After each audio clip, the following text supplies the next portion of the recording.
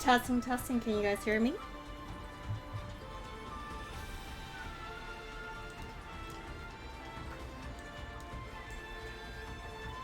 Testing, testing. How's the audio?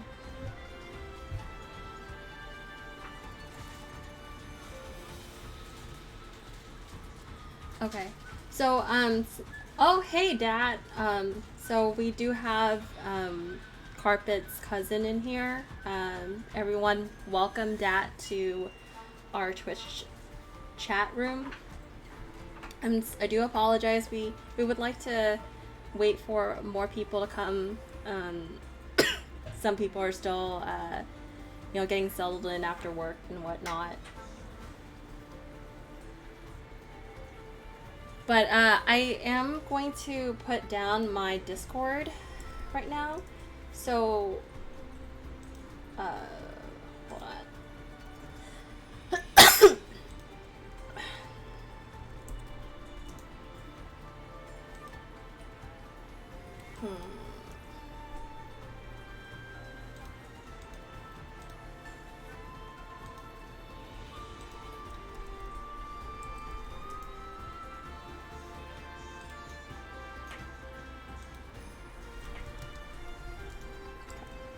So I'm gonna put down my Discord.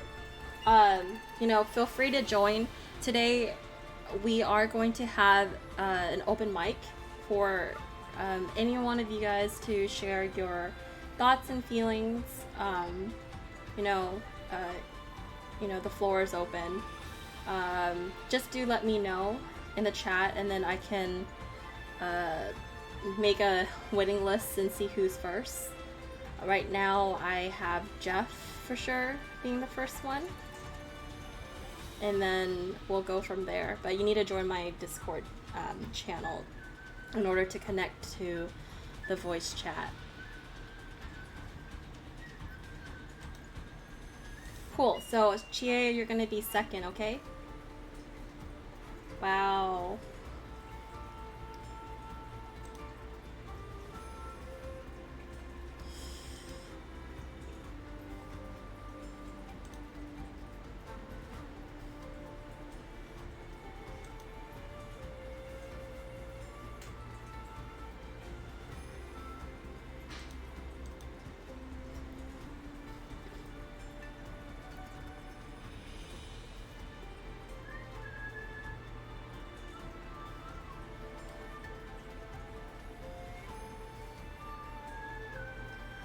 So while we're waiting, I do want to bring this to everyone's attention. You know, Will's family has set up a GoFundMe, and the last time I checked, I haven't checked since this morning, which is about 8 hours ago, but we were really close to the goal. Correct me if I'm wrong, but if we're not there yet, let's really push for it. You know, I honestly, I've never seen a GoFundMe get this much support in such a short period of time, and that just tells you how much people love Will. So please help push. Dude, 3,800 left? That's amazing. That's so awesome. Oh, that really made my day. And then Streamlabs just reminded everyone there's a t-shirt fundraiser. It was organized by The Smell. From what I was told, this is a artist musician hub that Carpet frequently volunteered at. So it outside of the FGC, he had a lot of passion in music and art. And, you know, it means a lot that they took the time out to dedicate this to him, and some of the artwork was his, too. Hey Kento, hey chat. Hey Rome, how are you? Yay, people are starting to come in. I do apologize that I do want to wait for a little bit more people to come in so we can be here together. So hang in there for a little bit. But yeah, I'm gonna put my Discord out there again. Um, I feel free to join my Discord. I'm going to have a waiting list for people who want to, give their thoughts and words a little later. And we're going to, the plan is to have a moment of silence and then do open mic, and then I have a little short video, and then we're going to do an open lobby. Actually, what was it? Oh, hey, JBZ. Oh, hey, Space Coyote, how are you? Hi, Markium.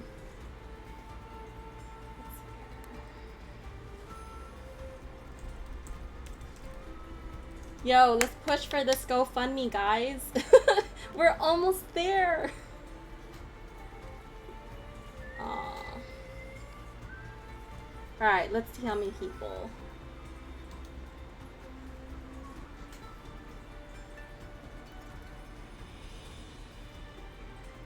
Oh, no, anything counts. Even if you just RT, that means a big deal, just at least if someone can know his story, just share it, that means a lot.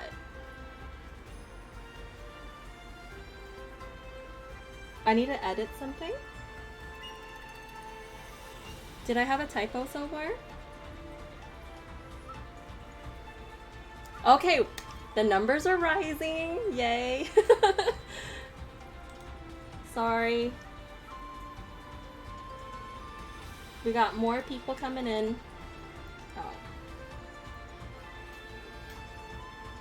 No worries, no worries. Like last night, I was working on some of the stuff for today, and I totally butchered Carpet's date of birth, and I don't know, it was 4:30 in the morning. So at that time, I was just not there.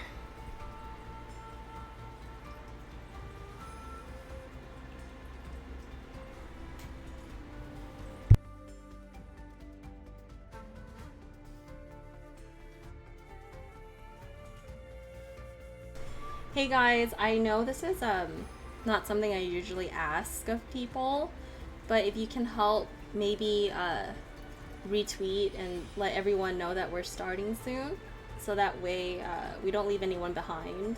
That would mean a big deal if you can help us with that.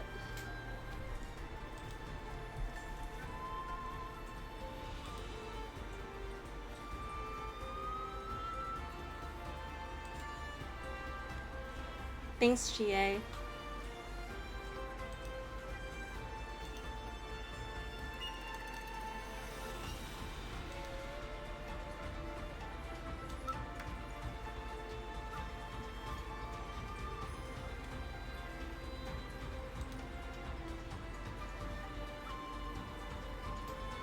Thank you, thank you.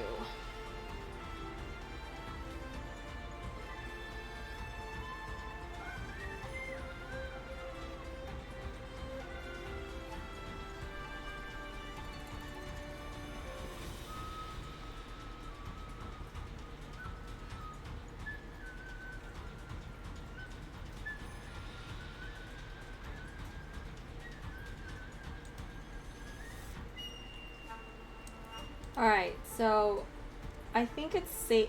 I think I'm gonna give it 5 more minutes before, so we don't, have everyone wait, because I do know some people are in the East Coast and I want to be respectful of people's time. So let's hope that within 5 more minutes we have more people join us.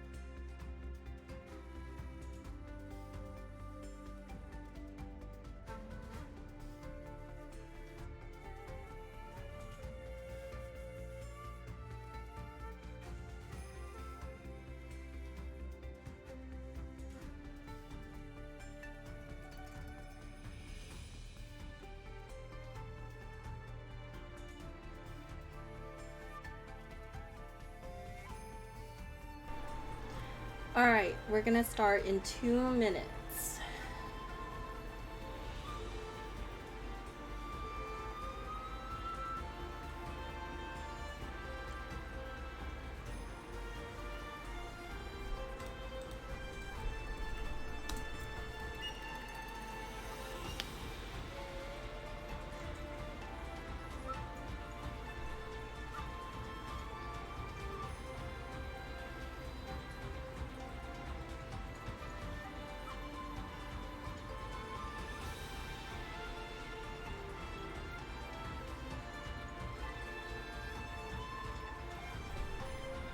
Oh, that's awesome!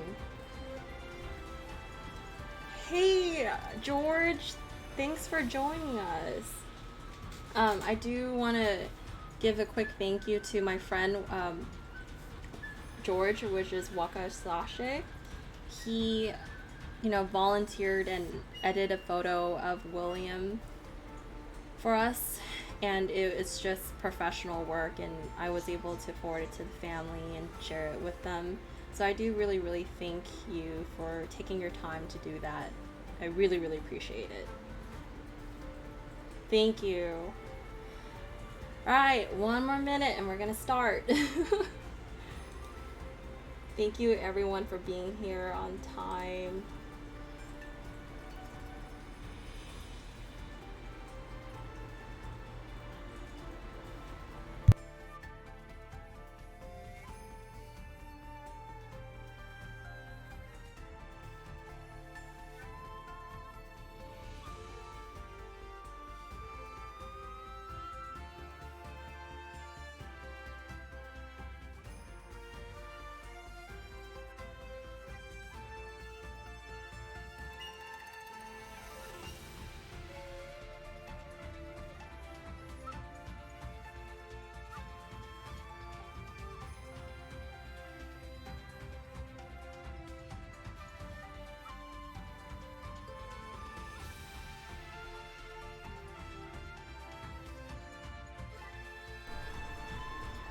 Alright, everyone.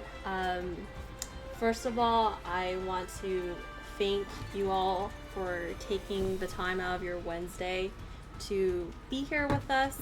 I know it's been a week since we first made an announcement to everyone keep Will in your thoughts and pray for the best. So it's been rough. I know the entire community has been hurting as a whole,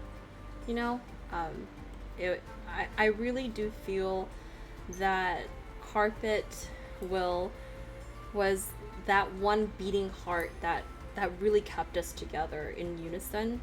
And, for a community that has been so alive online, you take for granted of those relationships that you developed. Like I'm just in awe of how loved, well actually I'm in awe of how much of himself he gave out to every one of us in the community. And we did lose a beautiful person. And everyone, I've been reading posts from his friends outside of the FGC, and he's consistently an amazing human being. So this artwork right here that you see, it was commissioned by Cool Sticker Arts. This was actually a person that Will really, really liked. He commissioned artwork for himself for his emotes. He also commissioned the tournament artwork for the DMV. And I just felt that it would hold more meaning for, them to do this. And I feel like it did, it did it justice, and seeing Will, we're sending Will off and he's on a flying carpet with his ice crystal, and, it's a beautiful picture, and I can't say anything else.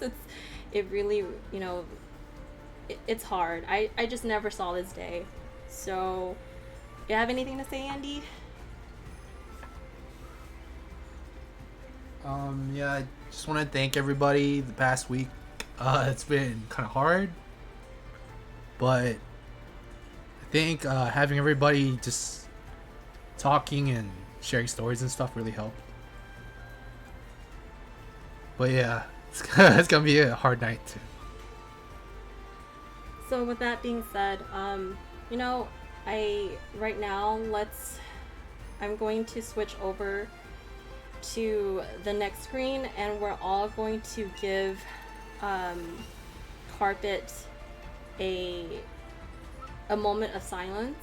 And during this moment of silence, like, can everyone just type a little asterisk, you know, because so it looks like an ice crystal in the chat, just to, you know, show your presence.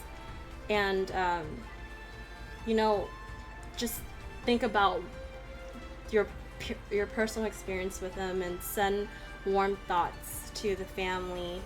And you know, I'm sorry, it's really, I didn't realize it's gonna be this hard to do this tonight. But yeah, so everyone, if you can, put a little asterisk, and we're gonna to join in on the moment of silence that we're gonna give Carpet right now. Okay?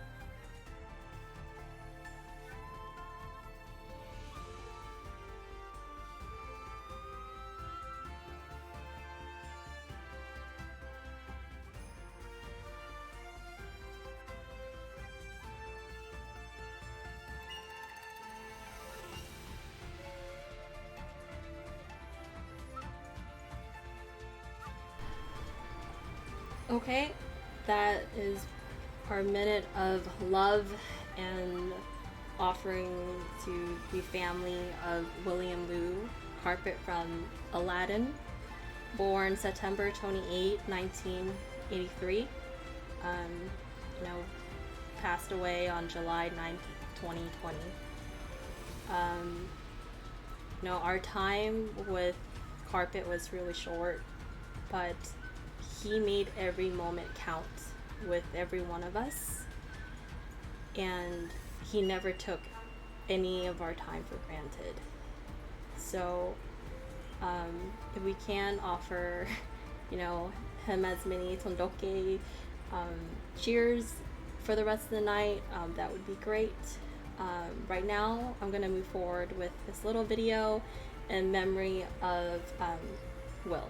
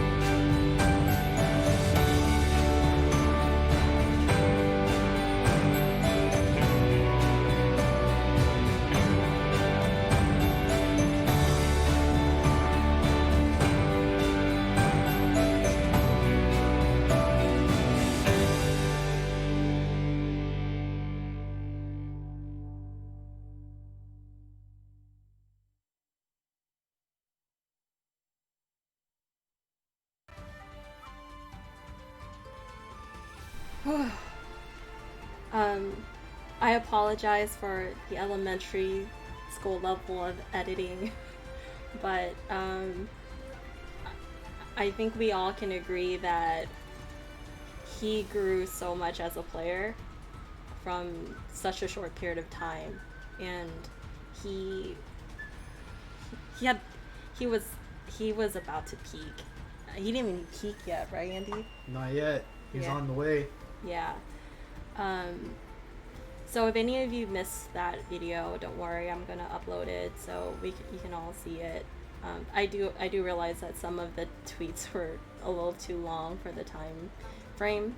He just had so much content I wanted to squeeze in there. So right now we're gonna start having some people step in to give some their thoughts and whatnot. So Jeff, are you available? If you are, please enter my general voice chat.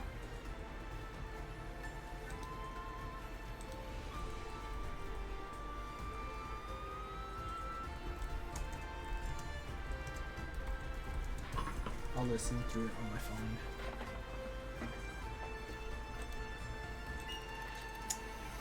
Yeah. So while we wait for Jeff to join in, I do want to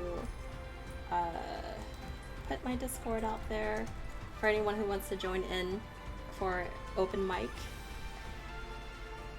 And I'll turn the game volume down.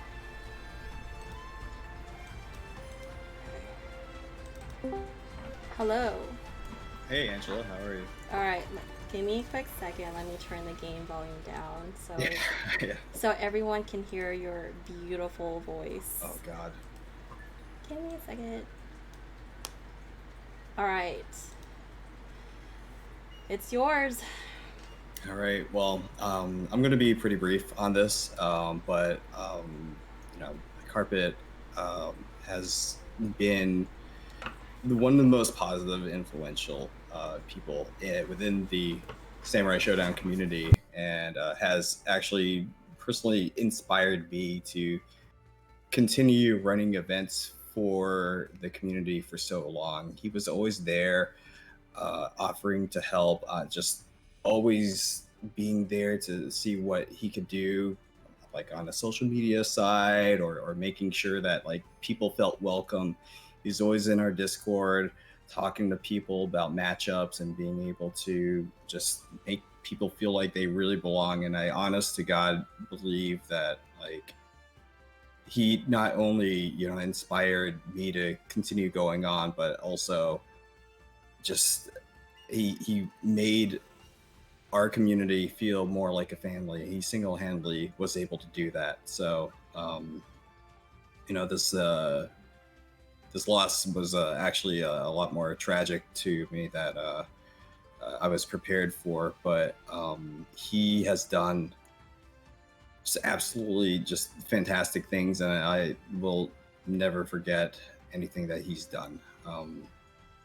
Sorry, that wasn't so articulate or anything. I didn't write anything, but I just want to state one more time. It's just he was the one that helped me and many others in the community realize that we were a lot more than just players constantly hopping on and getting games and getting better or anything like that. He made us realize as well that we were people that wanted to get to know each other more. There was a connection, not only just to play games, but just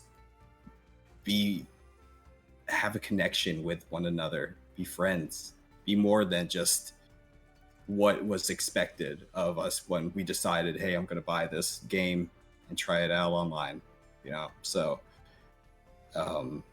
that's pretty much it. I don't really have anything to end on. I love you forever, man. Will, you know, you've done a lot for us.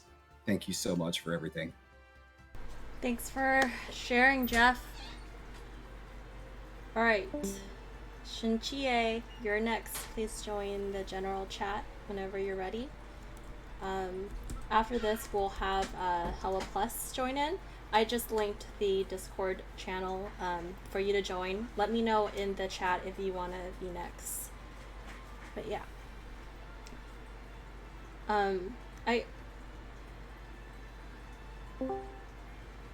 Hello?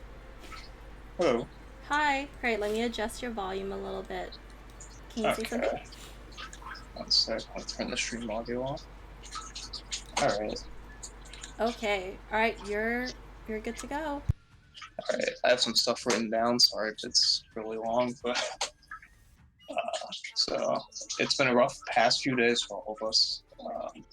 Carpet's passing was so sudden and out of nowhere for myself and us all. It's really hard to process. I never even thought this would have happened. It all feels like some nightmare. I think one thing to take from all this, though, is that Carpet was a very special person to a lot of us. The amount of support everyone has given him recently is amazing. I really wish he was here to see it. He would have loved stuff like the art that was made for him a night or two ago. For me personally, even though I never met him in person, he's someone I've considered a close friend, and I think that says a lot about how he was as a person. For the past few days, I've just been reading through old messages between me and him. It's made me extremely emotional, made me remember the time I spent with him, and remembered how much of a good person he really was. I even sent him some messages over Twitter DMs these past few days to help cope, and part of me keeps hoping and thinking eventually the check mark on the bottom will show he read them. I can't even get myself to realize he's really gone. It still feels like he'll come on into like a Twitch chat or message me in any moment. I think one thing to do during all this to help is just to remember him, to go back and watch replays of him playing, remember all the time we spent with him, and to keep those memories so he lives on in all of us. One thing I'll always remember was his dedication to this game and this community. He was so involved in so much and just wanted more people to play the game and make friends here. And he made everything even, feel closer to like family. If there was a Samurai Showdown stream, whether it be a tournament or just a casual lobby, he'd always be there in chat, playing if he could. He would constantly be in the Remu chat and one of the Discords discussing and sharing tech all the time. He had so much passion for it all. His positivity and passion were just amazing and one of a kind, and it was just infectious. It feels like something is missing every time I go into a stream for the game, or even when I play it now. We gotta keep going and supporting each other like he did for all of us and keep his memory in our hearts. I believe it's what he would have wanted us all to do. Like I said earlier, I never met him in person, and I really regret that. I wish I was able to. I always wish I got to talk to him one more time before he passed. Well, I wish I got to do these things. I'll always cherish the fact that I got to know him while he was here. Even though it was only for around a year, during that time, he made a huge positive impact on me and became a really close friend. I'll really miss him and will always remember the impact he's made on me in that short time I got to know him. I hope somehow we'll cross paths again one day. Rest in peace, Will. Tone decay in heaven. Thank you for letting me speak. Thanks, GA. That was really beautiful. Hello Plus, are you ready? You can hop on whenever you're ready. So after Hella Plus, it's gonna be Servbot and then Space Detective. Alright. Can you hear me okay? Let me up your volume a bit. Can you say something? Hello? I can probably raise it on my end. Yeah, can you? Because I have you on max right now. How is this? Still pretty light. But okay. Alright, you're good to go. Better? Yeah. Oh, cool. Hey everyone. I want to first thank Jeff and Shin for the really beautiful words they shared. It just goes to show that there's like no shortage of amazing and wonderful things that we can share about our experiences with Will and the impact he had in all of our lives. I just want to share some of my memories going all the way back to when I first met him. I had to dig through old Discord messages and DMs and everything just to kind of realize, like, I had met him for the first time back around, I want to say, let's see, I'm saying like September of last year. September, August is when we first started talking in the Remu channel in the Samsho Discord. And eventually, when I went to Wednesday Night Fights for the first time, before COVID, of course, to play with Remu in tournament, he DM'd me out of the blue, and at this point I hadn't talked to him too much, but he asked if I'd be cool with meeting up with him there because he lived in the area, and he thought it would be cool to go together as like two Rimuru players when the character was a little bit underrepresented at the time. And that was the first time I met him. I still remember the first time he walked up and said hello, and just, we spent the rest of the night after tournament. I think we both went 0-2. I'm not sure. But we just had a lot of fun playing together, and we, for a little while, we both played this character that a lot of people didn't really take note of at first, and we had like a small community building within the community in the Remu channel, and we had other friends in there. Shout outs to Neon Blade. He disappeared a while ago, and I've reached out hoping to share the news of Carpet's passing with him, but he used to be one of our main Remu lab monsters. And later on, Super Inazuma came on and also shared a bunch and really helped us elevate our games together. And I just remember after Wednesday Night Fights online,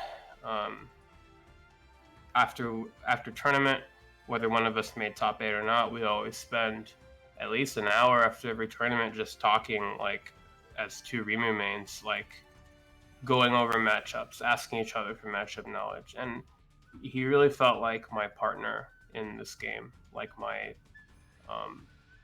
someone who constantly challenged me and inspired me to elevate my game and to keep on even when I didn't feel like playing sometimes. And I think that's something I regret now, is that I know I regret now, is that before COVID there were a couple times where I just didn't feel up to driving out to Wednesday Night Fights, and he'd ask if I was going, and I just mentioned that I was kind of tired from work or whatever, and he'd be disappointed but would understand, because he always made the trek out there.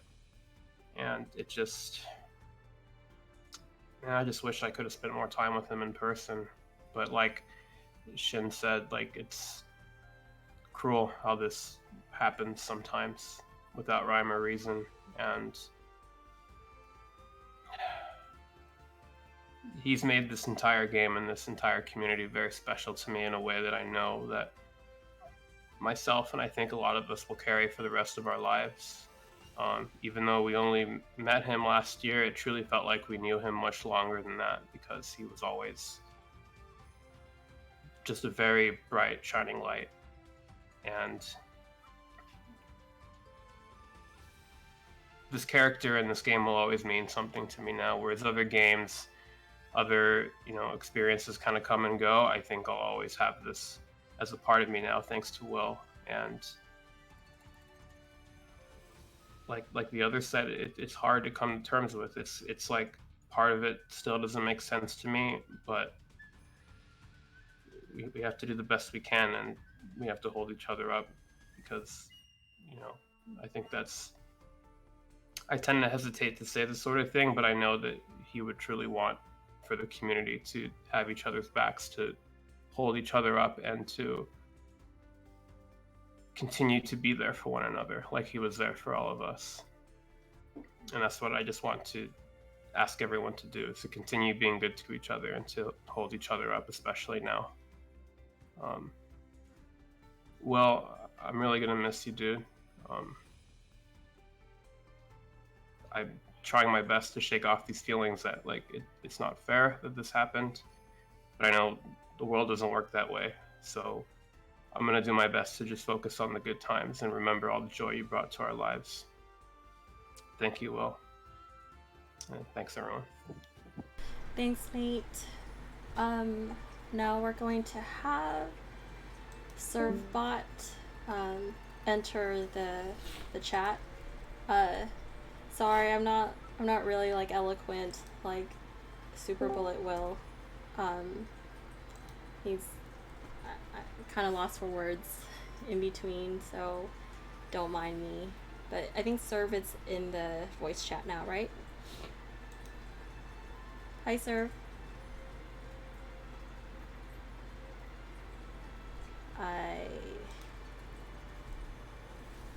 Serv, can you connect?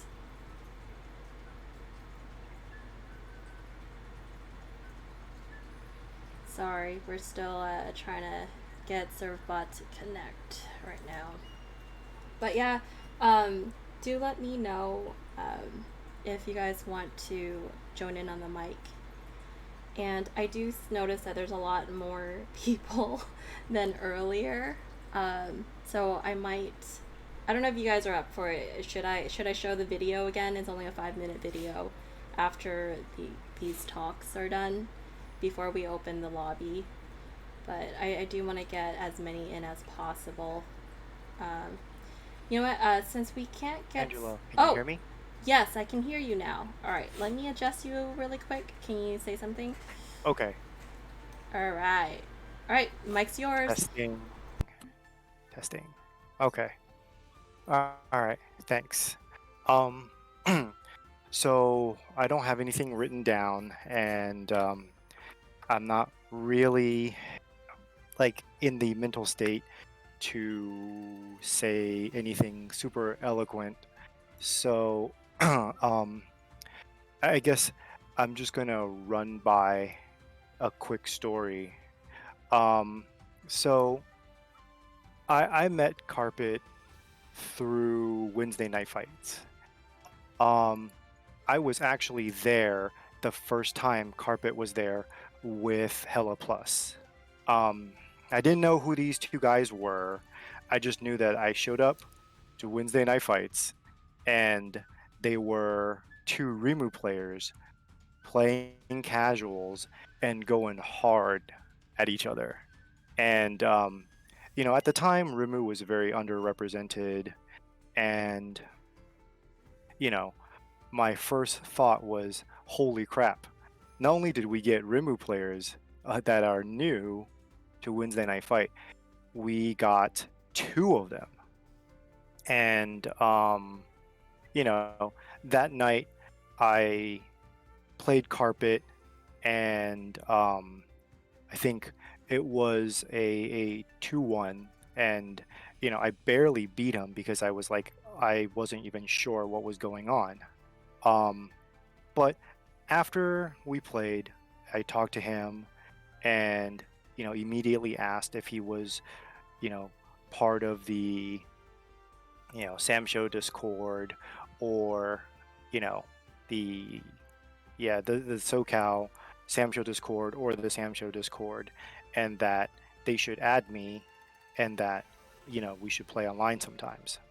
I did manage to play him a few times online here and there, and I feel like I got to know him less as a player, but more as a person through watching how he interacted while watching other people's streams. He was always positive. He always supported everyone's Samurai Showdown streams. And I remember when I guess there was a kind of push for a lot of Samurai Showdown players to start streaming and become Twitch affiliates. You know, Carpet was always there to, you know, do the follow and, you know, advertise and trying to promote to get people to be seen and to be heard so that they can become stream affiliates. And I think that just goes to show about how much he cared about this community and how generous he was as a person. If there was anything that I deeply regret, it's the opportunity to get to know him even better as a person. Because I think one of the biggest things I've discovered from playing fighting games is that it's not just about the competition and it's not just about winning. It's about the friendships that is made through, playing people in tournaments, becoming rivals, and then becoming friends and teaching each other and pushing each other to play harder and play better. And I think, Carpet definitely did a lot of that, and I think it just came so suddenly and obviously it caught everyone by surprise. But um, I think we just have to keep moving forward and keep holding each other up and keep supporting each other. I think if this had happened to anyone else and Carpet was still around, this is what he would be doing. So I think, now that he's gone, it's more crucial than ever that we, try to grow this community and grow this family and keep supporting each other and keep holding each other up. Um, I wish we could have played more Carpet. I really wanted you to see how cool Parsec was and how much of an online game changer that could have been. But perhaps we'll cross swords and play games another time in another place, man. So yeah, that's all I gotta say. Thanks, Serve. Sending you love. Well, now we're gonna have Space Thanks, Andrew. hop on. So let me get on Space.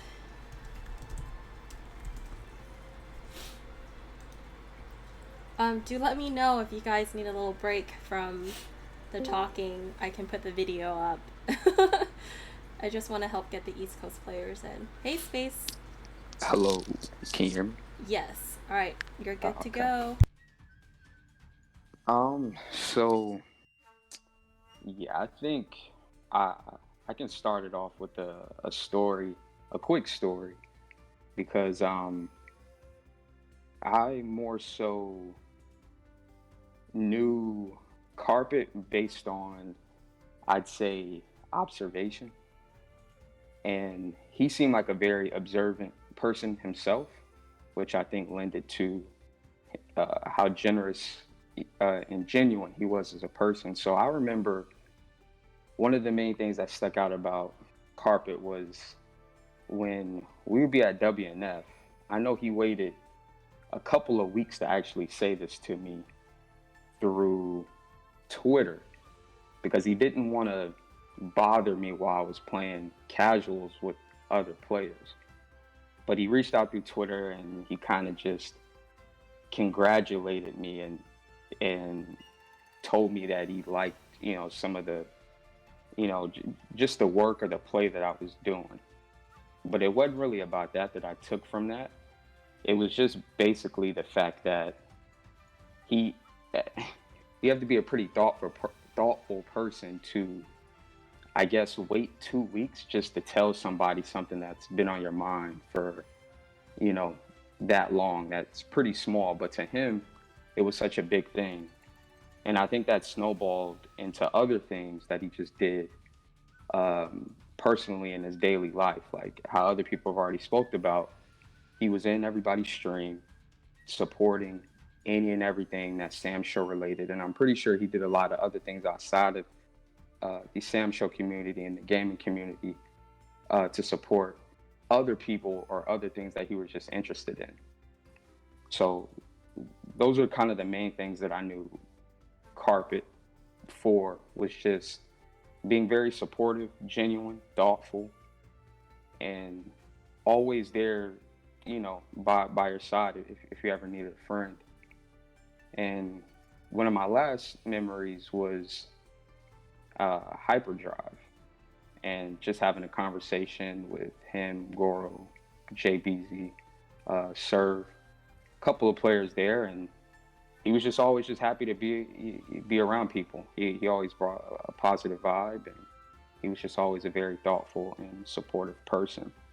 But I mean, I'm pretty sure he has friends that know him more than I do or I did. But my interactions with Carpet and what I saw from him through other people was always very uplifting. So, I think I know it's a very tough time for some people, his family, his friends, but him being able to rest easy is a joy, though, I would say. But I believe that's all I have, but I was appreciative of the time that I did get to spend with him. It wasn't very long, but it was definitely something that I won't ever forget. But yeah, I believe that's all I have. Thanks, Space. We do miss you, so it's really nice to hear from you. Oh, same. I appreciate it. Yeah, hope you're But, okay. No, same to you guys. Thank you. All right, we're gonna have Rome hop on the mic. Mr. Rome himself. Hey, Angela, you can hear me? Yeah, let me boost your volume up a bit. No problem. I had to turn you down on my side. All right, you're good to go. I'm good to go? Okay. I'm going to be very brief because I didn't really get to meet Carpet. I've spoken to him, a few times through Discord or Twitter or through streams. And just wanted to say that, what a amazing, powerful human being. Like, the stories I heard from you that you told me that he helped out at artist hubs and the things he did for his family, this guy was so selfless and he just gave to everyone. He was always giving, never looking for anything ever.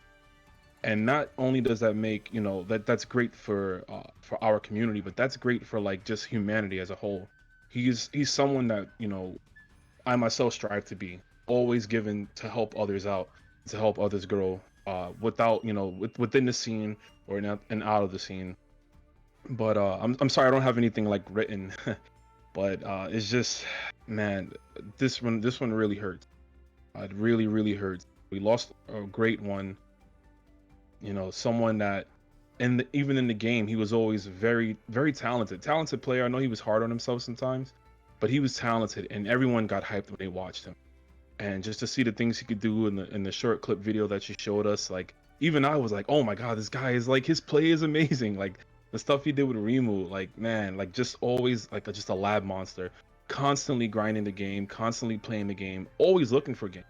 I know him and Shinchie would play sometimes to 6 a.m. You see him in everyone's stream. He's in your stream, he's in my stream, he's in Jeff's stream. Anyone that's streaming Samurai Showdown, if it's a tournament, if it's just a random lobby, he's in there hanging out, and it's just he gave so much of his time that he, just to be around and to even take back, like you told me before, that he wanted to help out other people become affiliate. He would stream for a bit and then he stopped streaming because he wanted to make sure everyone else was affiliate. Come on, that is an amazing human being. And I'm just gonna wrap this up. I just want to say we love you, Carpet, and we're gonna get through this. We're gonna become stronger from you. We're gonna become stronger human beings. We're gonna become a stronger Samurai Showdown scene, and we're gonna keep honoring you. And I'll never forget you, man. I will never ever forget you. And I just gotta say that I'm praying for your family. I'm praying for this scene, and I'm praying for everyone to just have healing. Angela, I really appreciate you and Andy giving me this time, and just thank you so much. I really appreciate it. Thank you, bro. Love you. Love you too. Take care. Thanks. All right, we're gonna have Marco Polo enter the voice chat. After this, we're gonna have I don't want to butcher your name. Misha Keats? Oh, hi. Let me go ahead and boost your volume up a little bit, okay? Hi, can everyone hear me? I'm sorry about that. You're good. All right. Mike's. Thank you, Angela. Thank you. I know I spoke a lot on Will Stream if you guys caught me and everything else, but I just finished streaming KOF and I was hearing all of these stories and it's beyond beautiful. This man, Carpet from Aladdin, really impacted everyone as a whole. And although I never met him physically, just the impact that he had on everyone from the West Coast to, like, we all feel it. Like, I feel like, his presence, and I feel like, the happiness, the support, the love that he gave to everyone. Like, he was a very selfless individual. Like, he cared for his family. And what Rome said, I remember he was hard on himself. And one of the things that I will always remember is that he was so happy when he placed in the tournament. I remember Wednesday Night Fights, he was like, oh my god, I did it. I placed top 8 in Wednesday Night Fights. And when Rome invited him to Regime Royale, he was so happy. Like, there was a guy that was just always grinding and playing. And, just for him to just enter these tournaments and just have a blast. He didn't care if he won, lost, it didn't matter. He just wanted to have fun with everybody. And I think honestly that's what the community needed. We needed somebody that was just happy, caring, and supportive of everyone. And as Rome said, like, affiliate, he would just stop and just support everyone to make sure they were affiliated. And that was much of a present he gave to everybody. Like, I remember I was talking to Will Carpet about, like, Animal Crossing, and he just always told, does your wife need turnips? Does your wife need this outfit? He was always going out of his way just to make sure that my wife was fine with, like, her Animal Crossing world. And honestly, like, the way how Will impacted everybody reminded me of, like, I'm just gonna be personal a little bit, like my best friend, if you guys don't know, passed away from cancer. The way how he was fine one day and then the next day he was gone, that's how I took it. Like, it really was hard on me when I found out he passed away. He was such a good person. And we're all suffering, but we will all get through this. It's not easy. There gonna be times we're crying, we're angry, we're just like want to blame everybody, but at the end of the day, all we could do is cope and move forward. It's a lot, it's a lot because he was just a really good guy. He was just like, the type of member, the type of individual that we all wanted to be around. And we're going to miss him greatly. We're going to miss him completely. I don't really have much words to say because hearing from, like, everybody that just spoke, from Jeff to Space to Surfbot to Rome, the video that was shown, he impacted everybody. And I'm glad that even though he's gone, he's still alive with us in our memories, and we're always going to keep going. And I really appreciate Angela, Andy for doing this wonderful thing, the drawing, the fundraiser. We're all going to get through that. It's hard, but I know day by day, all of us here, from the US to Mexico, Canada, all around the world, we're all a family. And I think this is the perfect time that we're all going to be united. And we're all going to get through this together. We're not alone, everybody. We're all going to get through this one day at a time. I'm just going to get off before I get emotional because I'm thinking about my best friend. But thank you so much, Angela, and love you guys.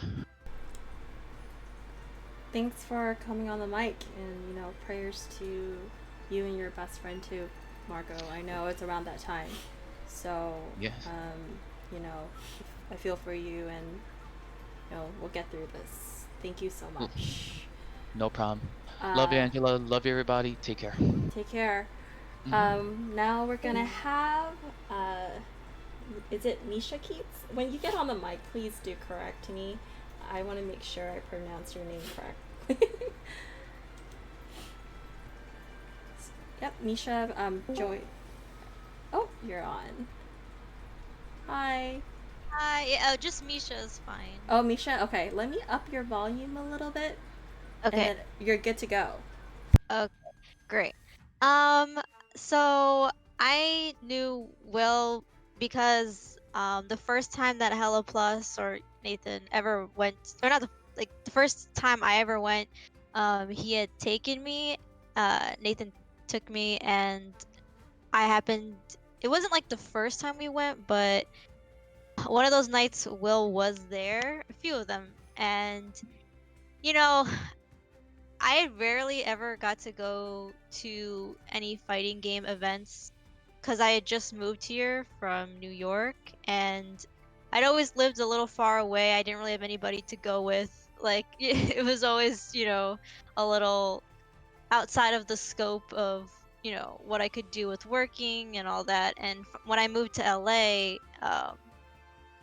it was exciting to finally have the ability to go to events, and Will was one of the first people I'd ever met at an event, and he was just so kind right off the bat. Like, I didn't really know anybody, and I'm a little shy myself about just talking to people and getting to know people, and he just was right there, willing to talk and put himself out there and have conversations with me, even though I wasn't even playing necessarily, or like I would go off to the corner and just start playing on the arcade machines because I like to play Tetris, and he just like came right over and just while Nathan was playing casuals, and instead of just letting me be by myself, like he came over and started talking to me, and I was really thankful, and I got to share some of my interests, and he told me his interests, like he liked Steven Universe a lot, and we were talking about like our favorite characters and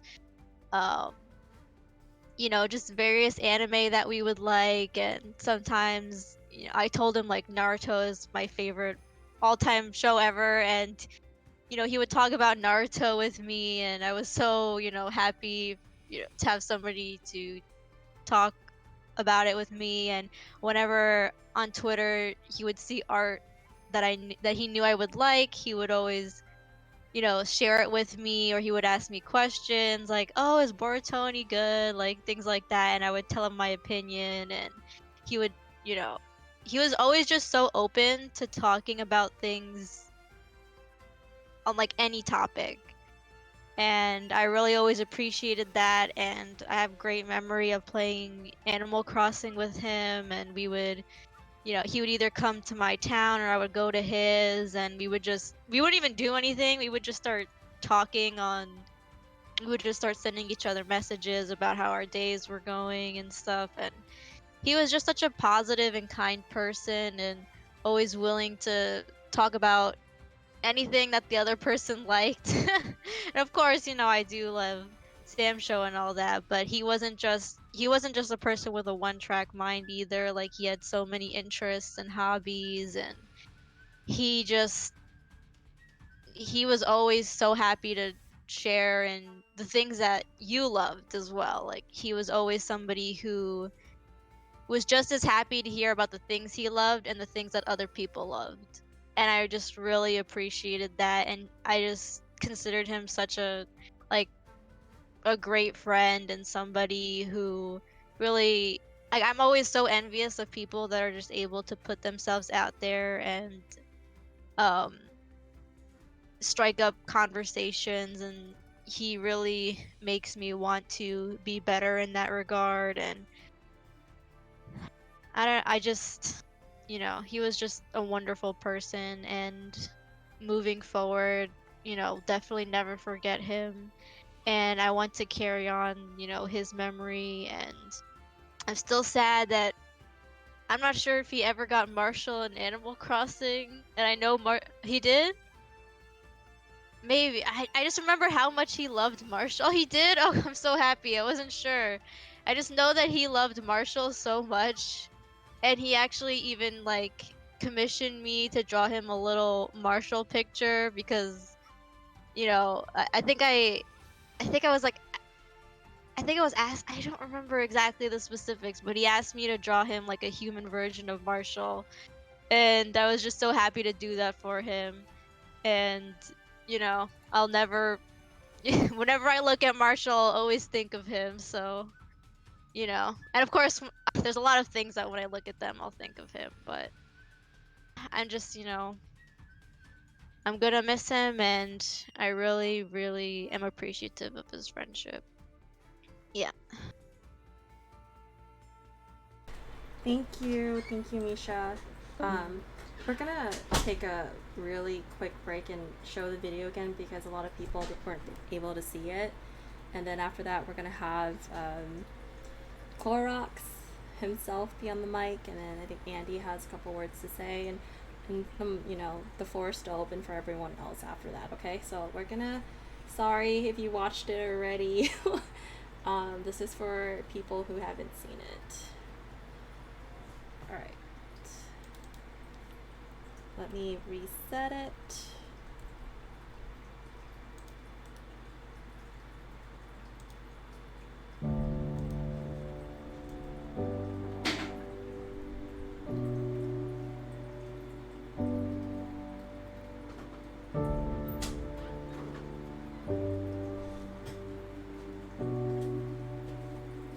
You can hear the whole thing on the mic now.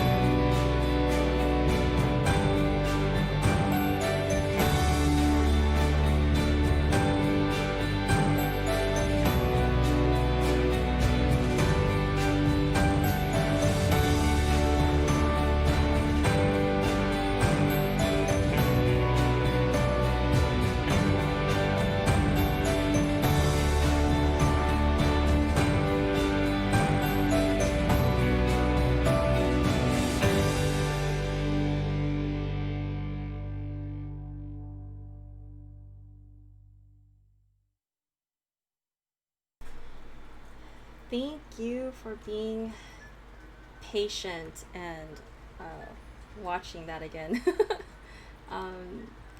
Now we're gonna have Clorox get onto the mic. So Clorox, please join this Discord.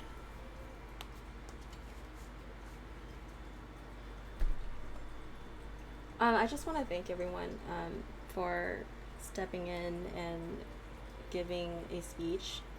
Right now, I know it's, for some it's too soon, and everything you said is just beautiful, you know?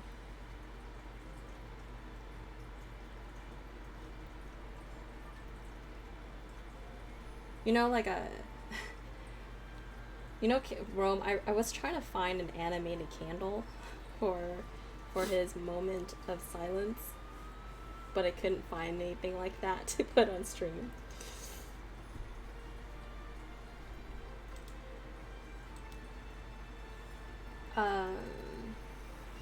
Clorox, since we are waiting for you to give you time to get settled into the Discord, I'm gonna have Andy hop on to the mic, and then he's gonna give his speech, and then you can hop in right afterwards. Okay?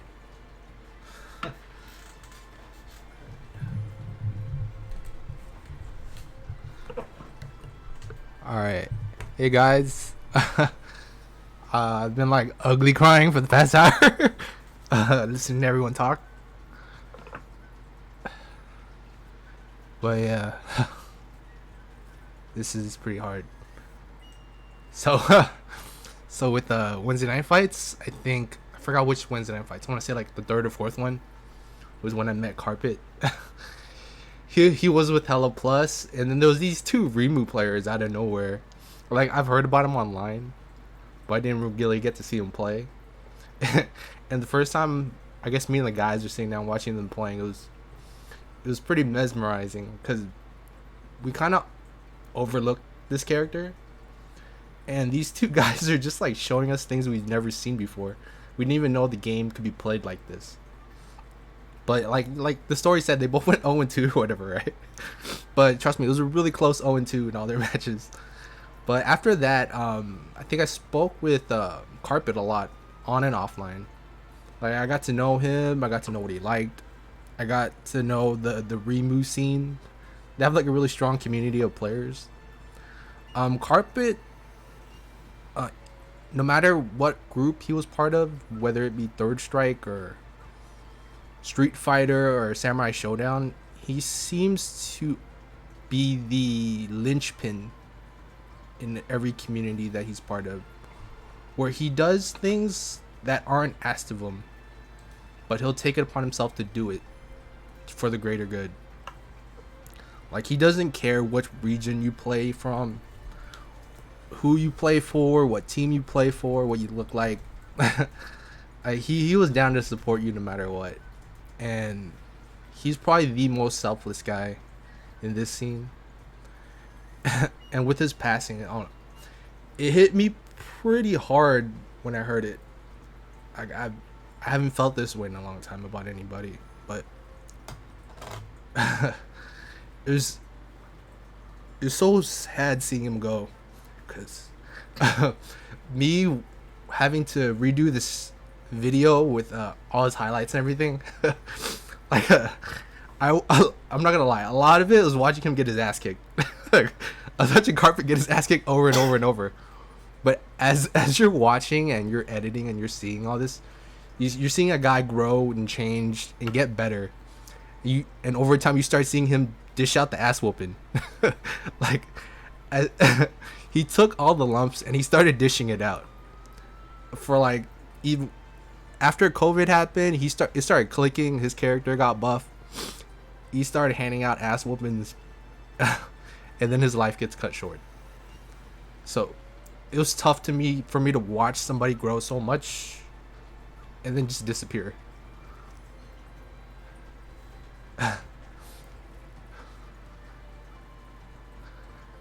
But yeah, he came so close so many times to sending me into losers or knocking me out, or like I felt like if he would have gotten through this, he probably would have gotten really far. I'm not gonna doubt that he wasn't gonna win anything. I feel like he was on that path. Unfortunate things happen. And he just left.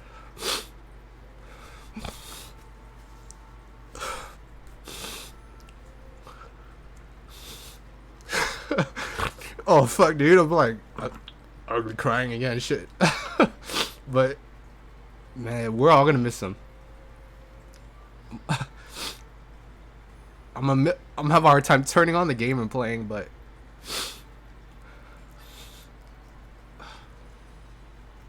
yeah, at least now he's not in pain. All the suffering is gone. I'm sure the last month of his life was really hard.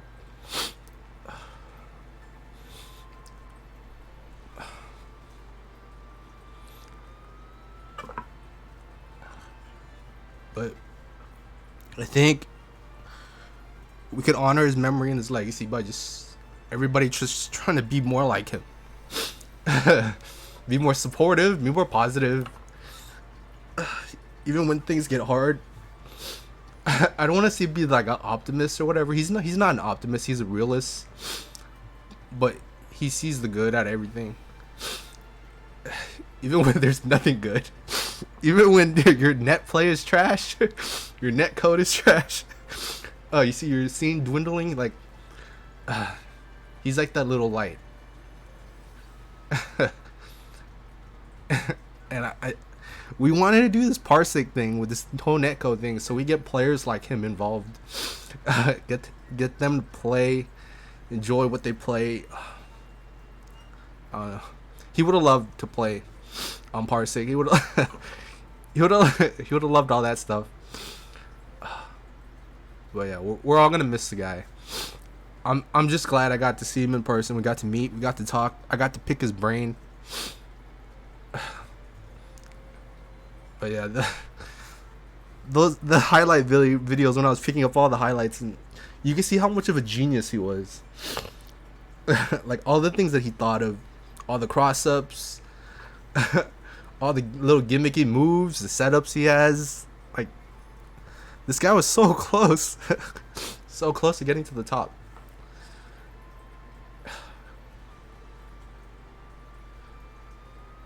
Man. Yo, we're all gonna miss you, dude. We'll pray for you and your family. And I don't know, maybe one day we'll get to play a set. We'll get to play a set somewhere, the afterlife. I'm pretty sure he's waiting for you. He got his sticks, controller, his Remu outfit ready. He's gonna run the set. But yeah, thank you for listening. And yeah, supporting, and we'll wait on Cow next. I'm gonna go ugly cry somewhere else. Alright, Clorox, are you ready, bro? Alright, can you enter the general chat?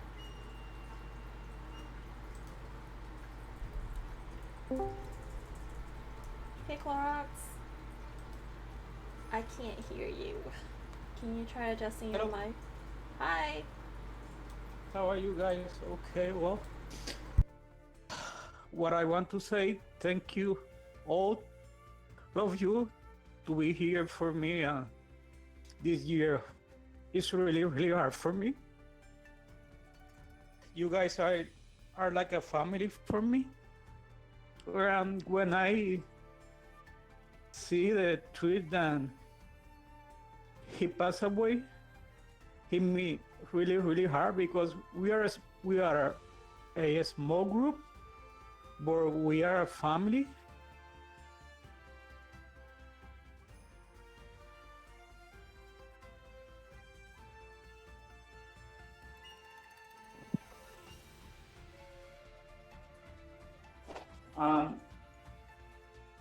When I was when I see he was my same age, that hit me really, really hard because he was really young,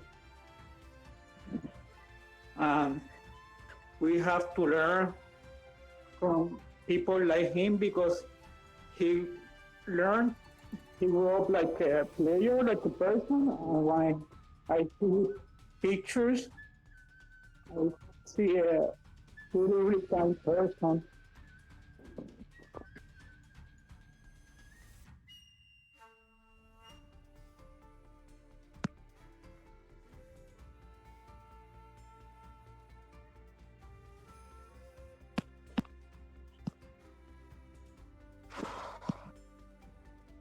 Thank you so much, guys. I love you. Hugs and kisses. I'm so sorry.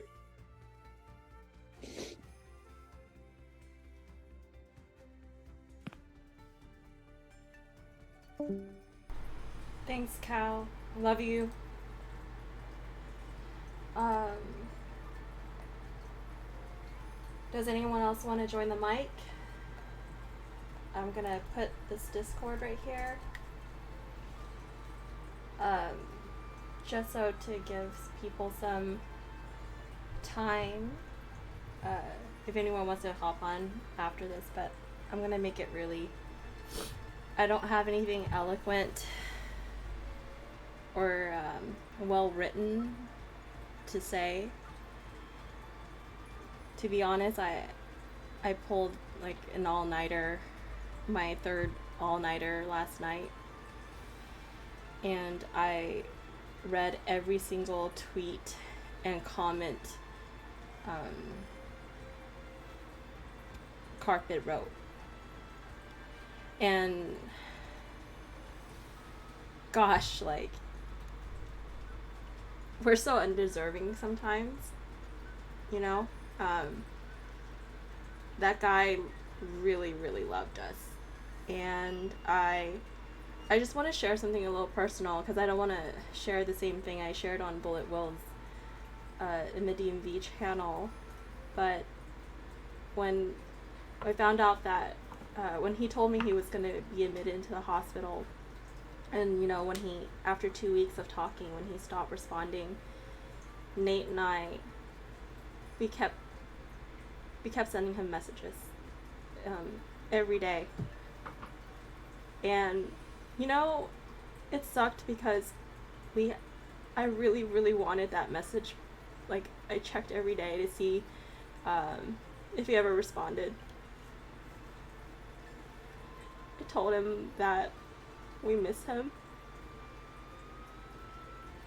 I told him about Parsec, and that I knew it would mean so much for him to see the community happy. I told him that we were starting to see players come back.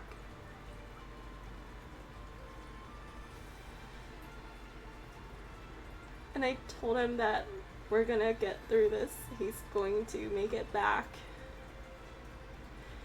And you know, when he was still struggling in the hospital, he still managed to make a tweet out talking about buying another Ethernet cable for his PlayStation. So I don't know, I can't. It was really, really hard making a video for him, and it's really, really hard putting this together because I don't think anything does it justice for him. Like, he was such a perfect human being, a beautiful soul, and like a pure blessing. Like, you can, you know, when you go on Twitch, he's always there to support you. Like, that guy was everywhere. Like, I swear he literally was everywhere on everyone's streams. And I was looking at one of my DMs with him, and he made that a point to support everyone's stream. He wanted everyone to feel welcome in the community. And when I found out what a beautiful, like, he volunteers his time to help, like, growing artists and up and coming musicians.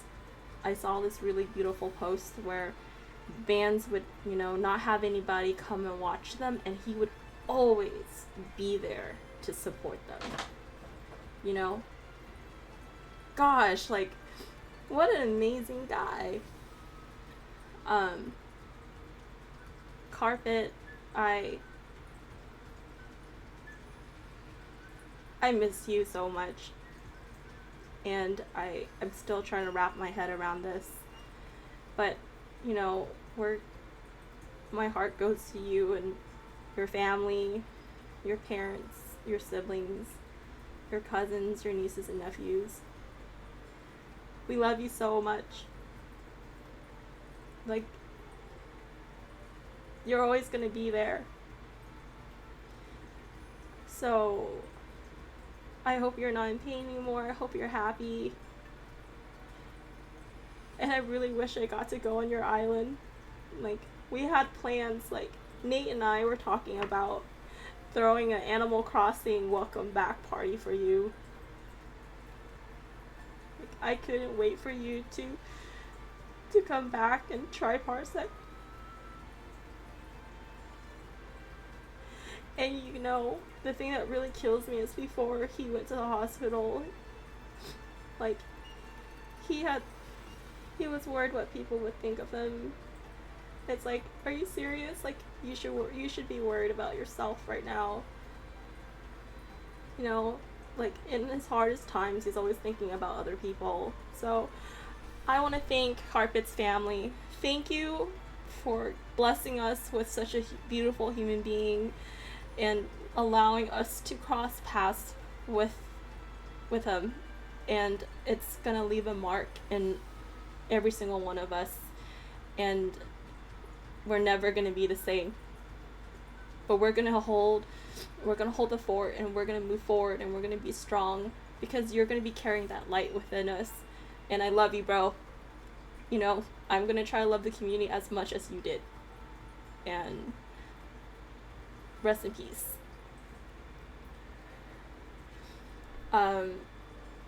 If anybody wants to talk, the mic's gonna be open. We're gonna switch over to sorry, awkward transition. Not really good with this. But we're gonna switch over to open lobby. So if you guys want to join, there's no pressure. I know not a lot of people want to play tonight, but, you know, we wanted to do this because this is what Carpet really loved doing. I read a lot of his tweets and his comments, and he loved his lobbies and he loved his team battles. So everyone's more than welcome to hop in and have a good time. And I just want to thank you all. I want to thank Jeff the Hero. I want to thank Rome. I want to thank Bullet Will. I want to thank Ghost of Trinity. I want to thank Cole Sticker Arts. I want to thank Wakakashi. I want to thank Nate. I want to thank Shinchie.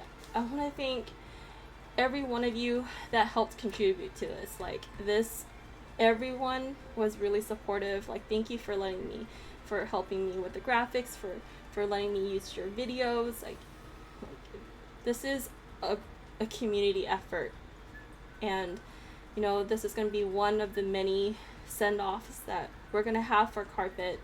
Like, we are one wholesome, badass SNK Samsho community. You know that. And we're going to get through this, and I hope you're happy with this, you know. Carpet, I really do. And tonight we're gonna keep playing in your honor. So enjoy.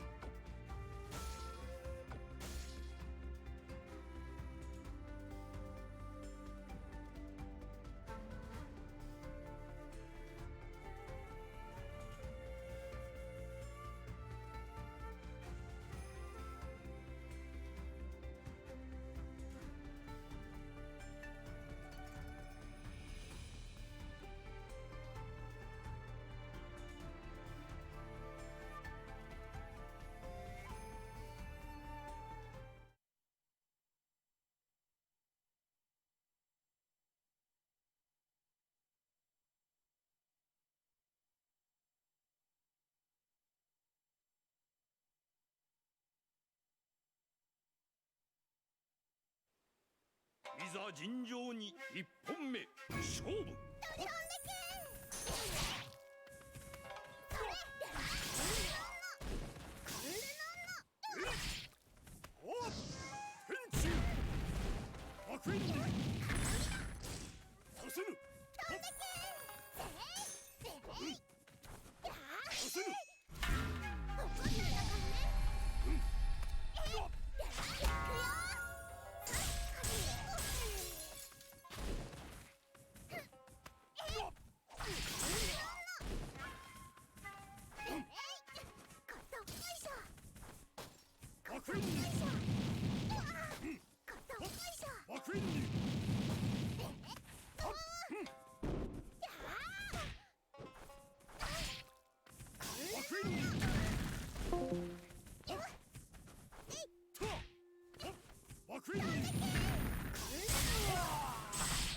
勝者リムルル。2本目勝負。はあバクインはあはあおっ天中いやおメッセ動いちゃダメだよ。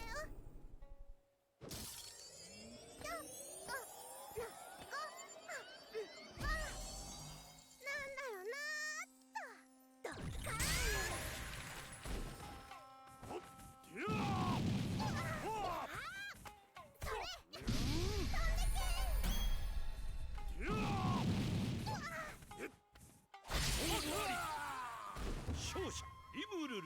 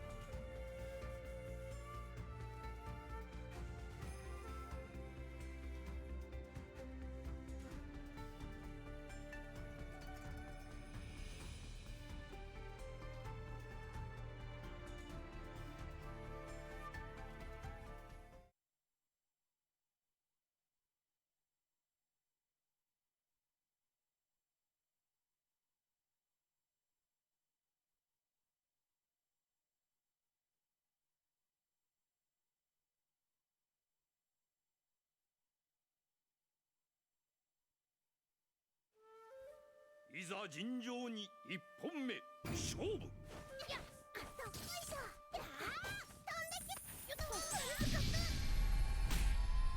よけれる。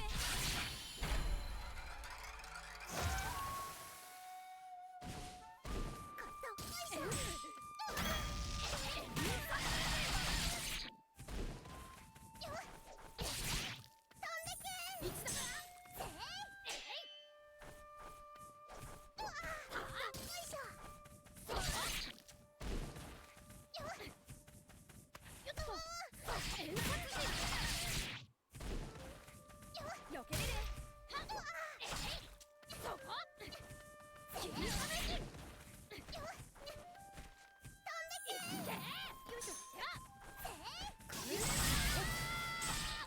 勝者リムルル。2本目勝負。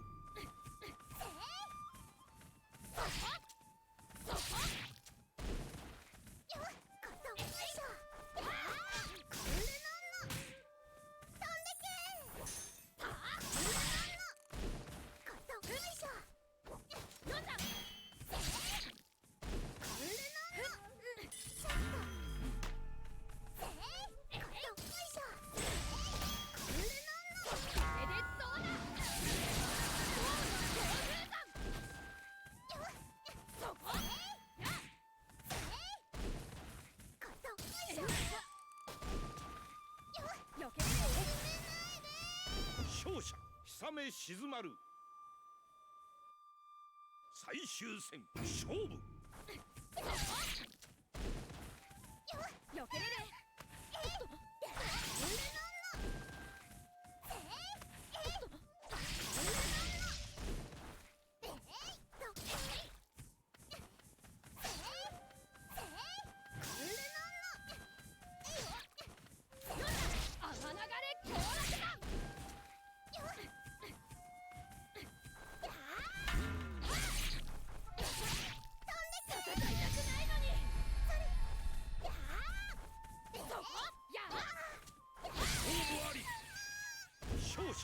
収め静まる。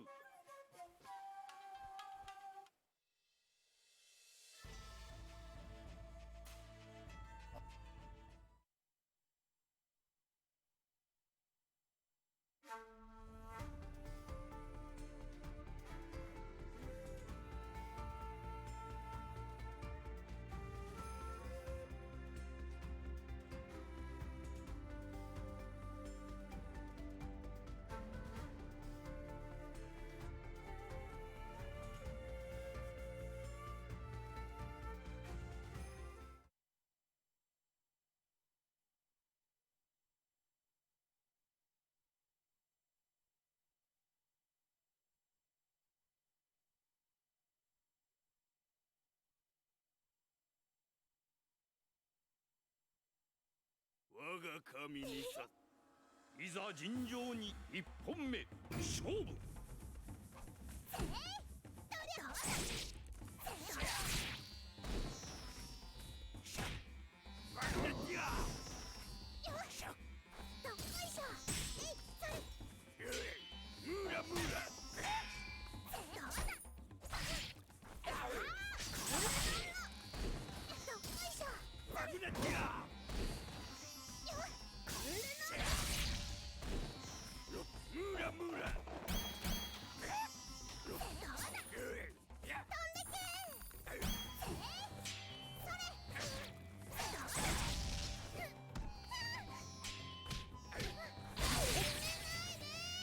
勝者タムタム。2本目勝負。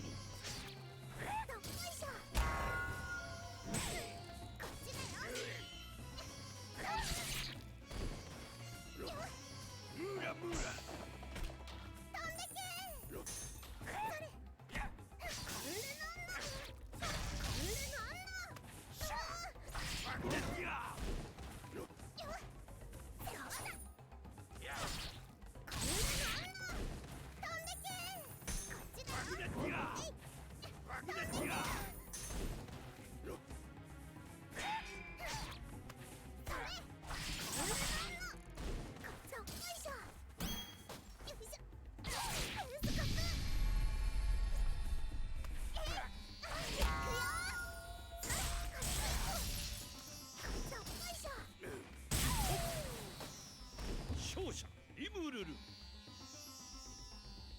最終戦勝負。ムラムラ。ム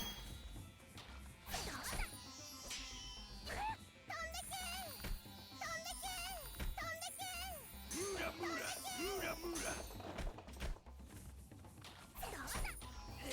ムラムラ。ムラムラ。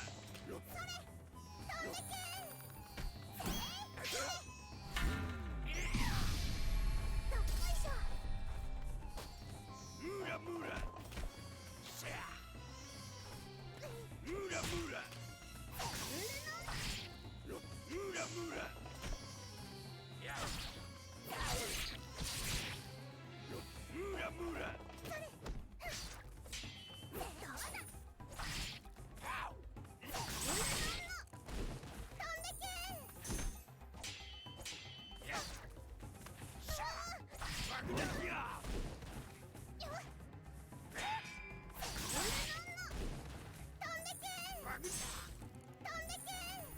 ムラムラ。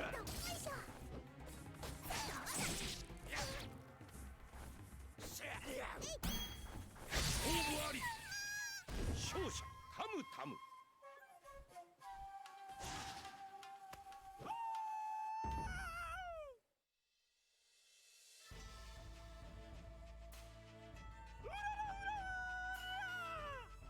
この勝利は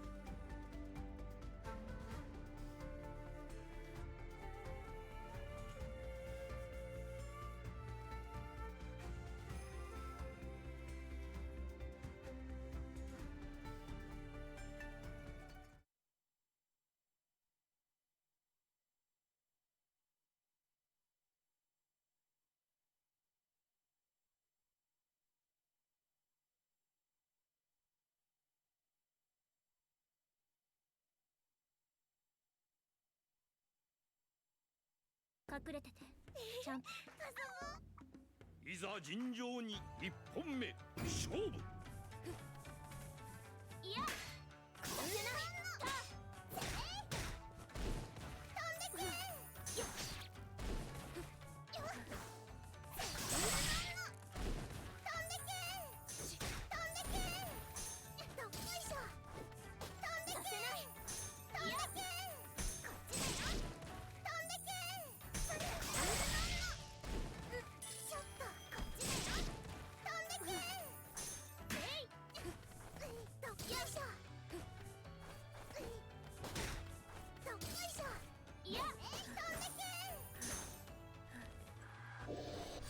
ここならはあやへえへえやがみだへえどうだ手させないどうだ離れて飛んで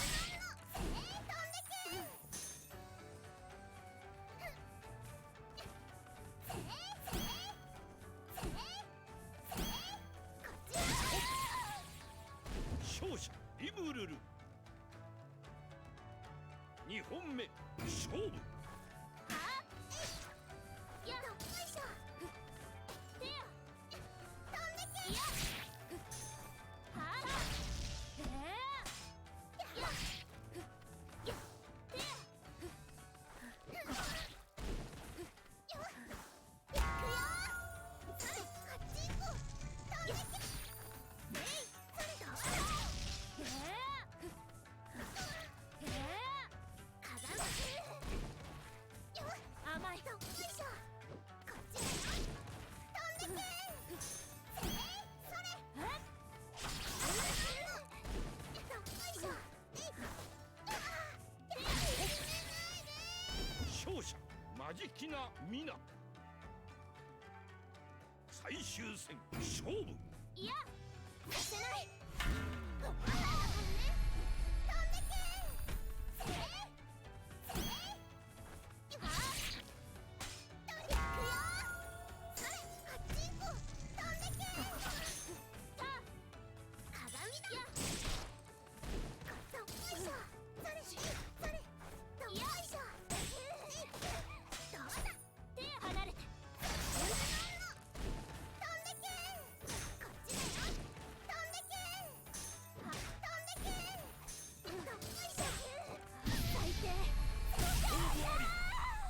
勝者リムルル。大自然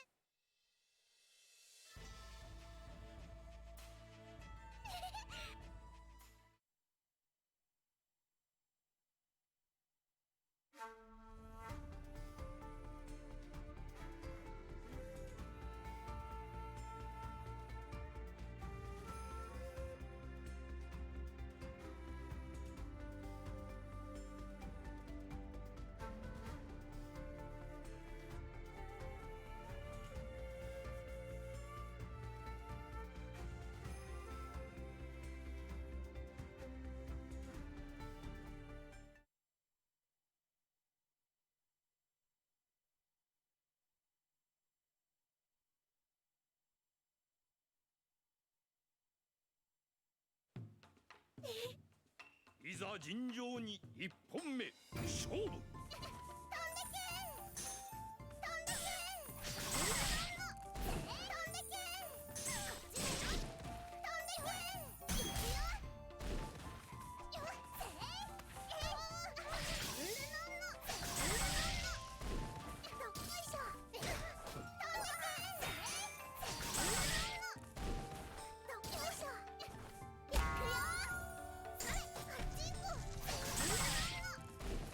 よ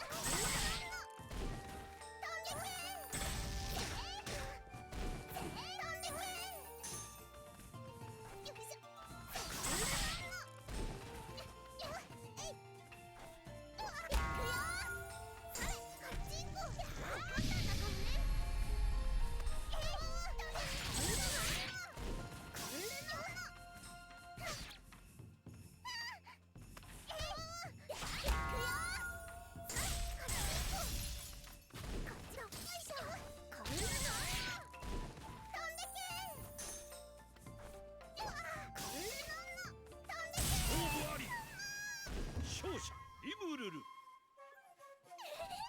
ったねクル。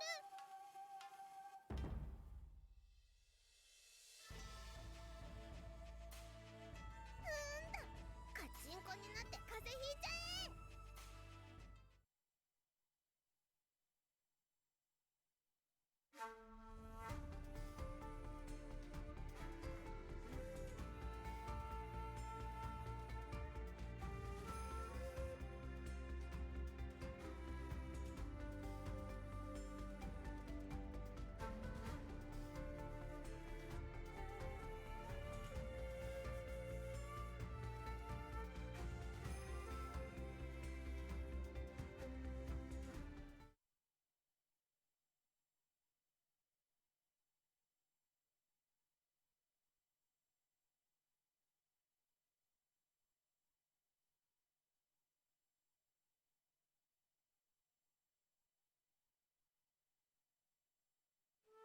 行ってもいいですか？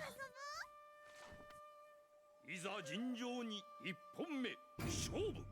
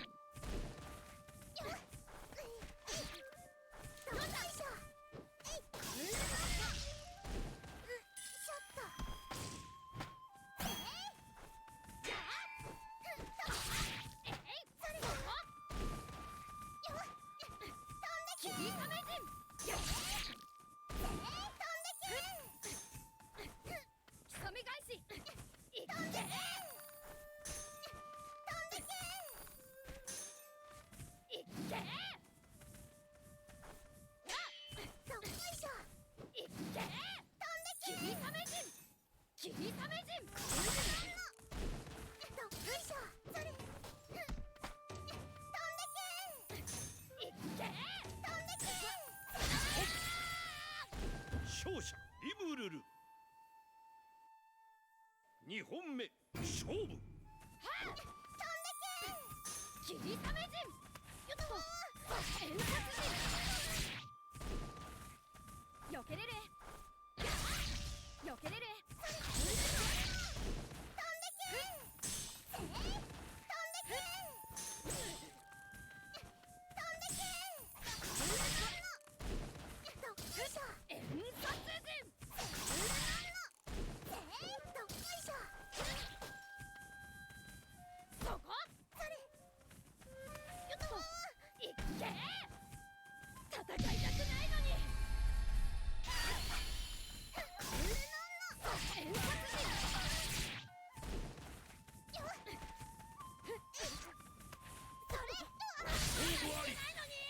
勝者イムルル。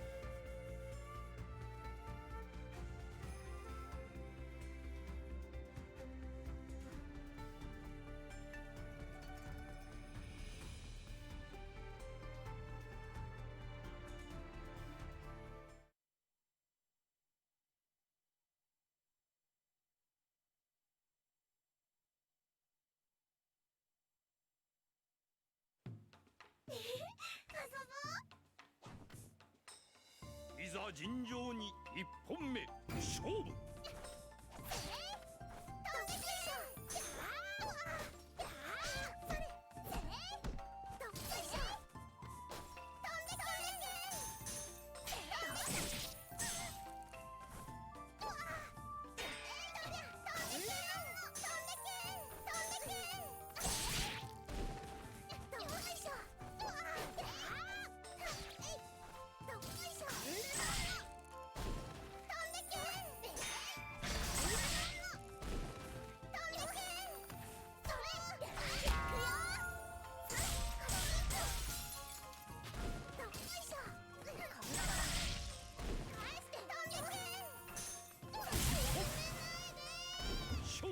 リムルル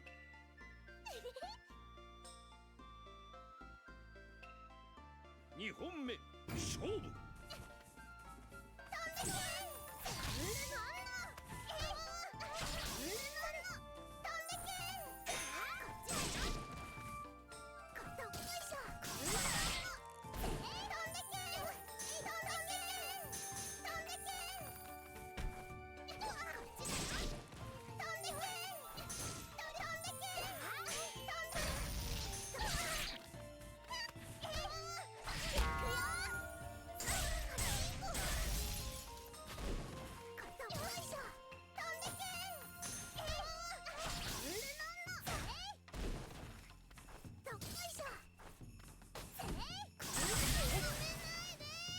勝者リムルル最終戦勝負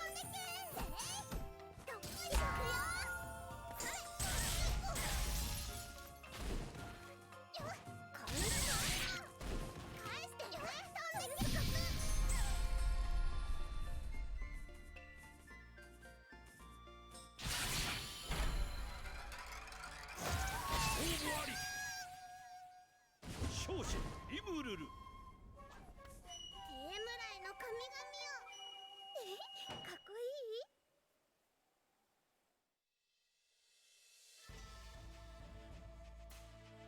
いもうひどいことする人大嫌い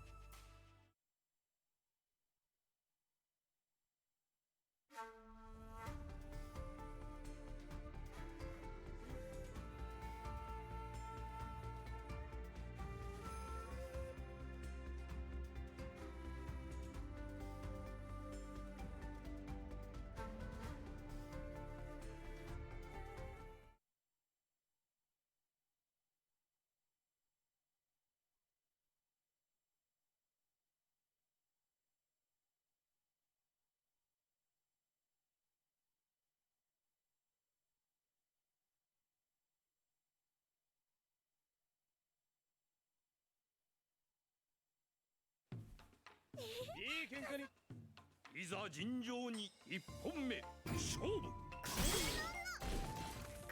しら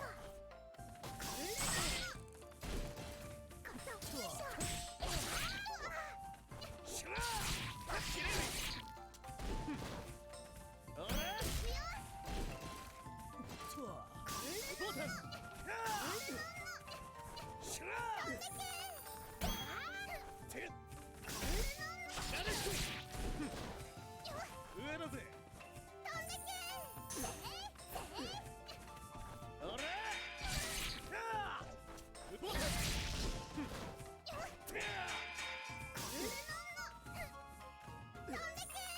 ボタン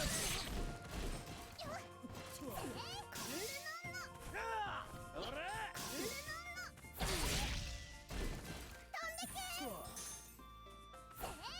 本気出せ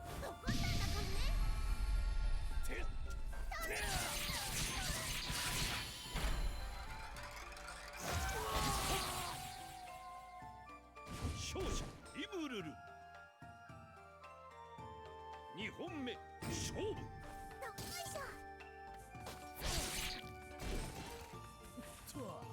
しら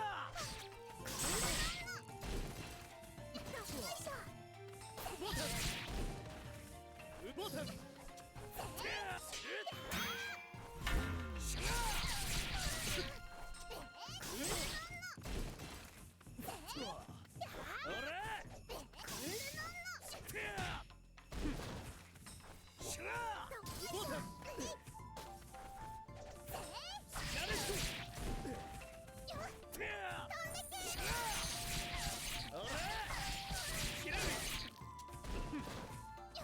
し徳川義虎最終戦勝負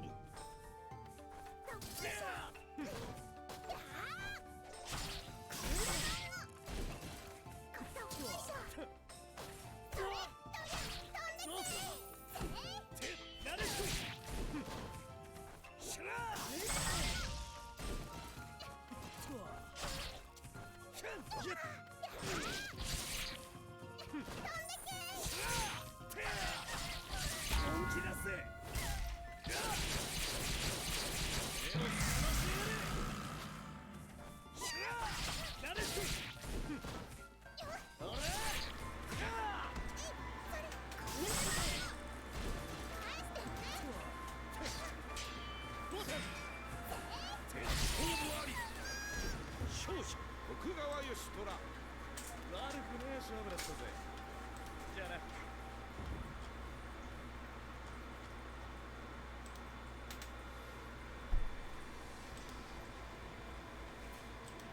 大人の剣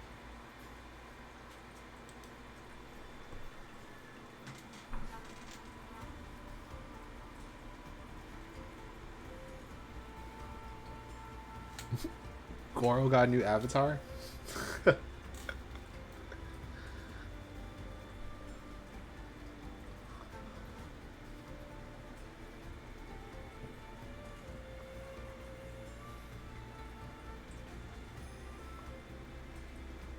Yeah, he got a blue flower.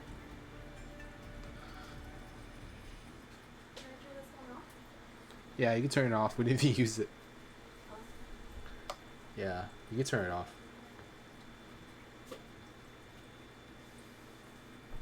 Are we still doing plugs tonight? Huh? Are we still gonna do plugs? Yeah.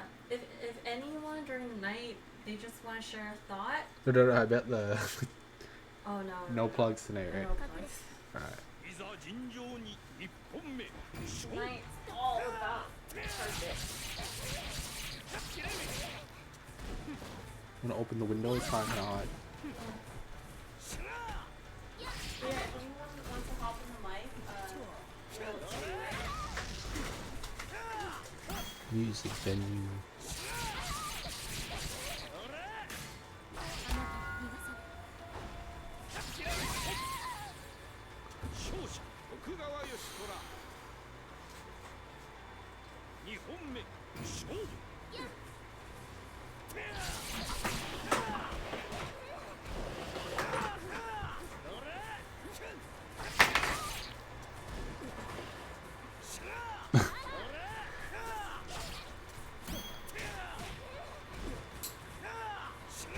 You know, whenever I had to go out and make like a speech or something, I always think that I'm not gonna get emotional, and then I just get emotional.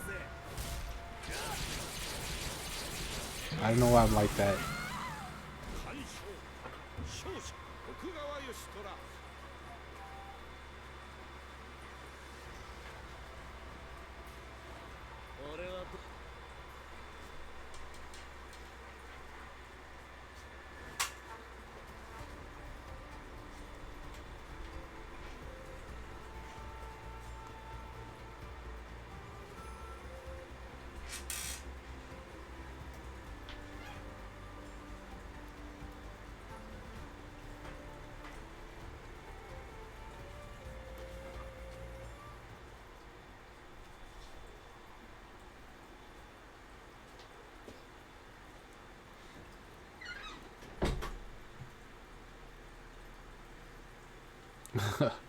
Yeah, just play, dude.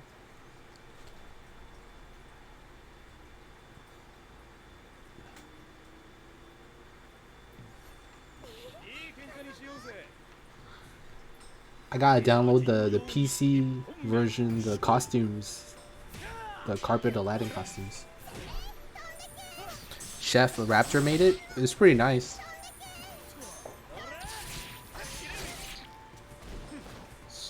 So her little cape in the back, he made a carpet. It's pretty cool. Carpet was your friend.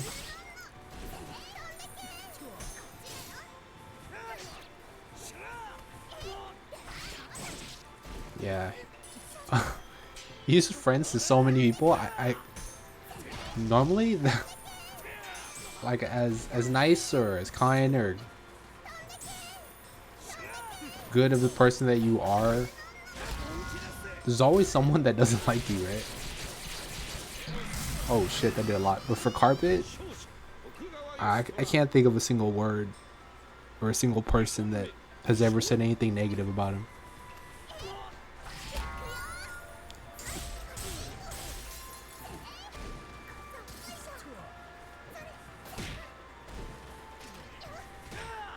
Even the way he plays, it's ultra aggressive, super exciting playstyle. He was like starting to become a fan for his like favorite and everything. Fuck.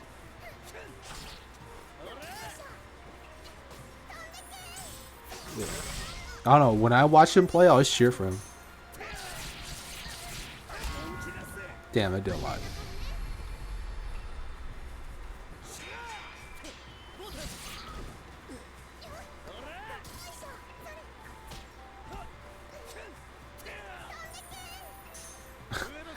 Like last night, I was still looking at videos like clips and stuff of him playing, and like I think going back to March, right before COVID and everything, you can see him mature as a player. Like his playstyle became more clean. Everything he throws out feels like it's not random. It's a setup for something, or it's to check you. It felt really calculated when he played. Sick. That's why it was so hard on me, because I was watching a player like mature and get better and start placing and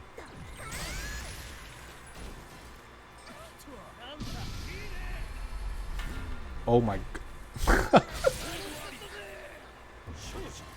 like I think his last big tournament, it wasn't really a tournament, it was like exhibition, was that like NorCal SoCal 5-on-5.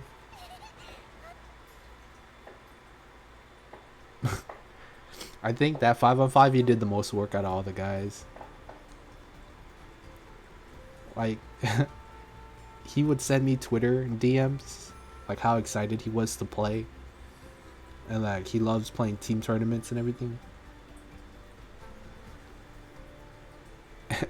And I think the fact that he was playing with me and Goro, it kind of relieved stress on him, like, because he had someone to depend on.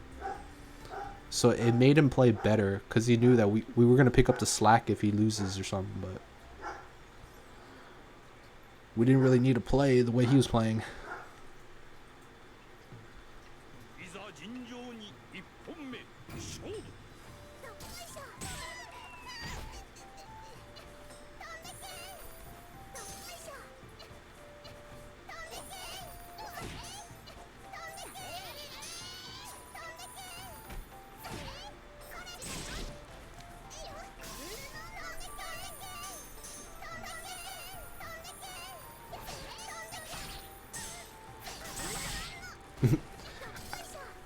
That was the one thing that I always thought that he was different from other Rimu players, is that he would intentionally get hit on purpose, so people would punish him, and he would trade hits off of ice.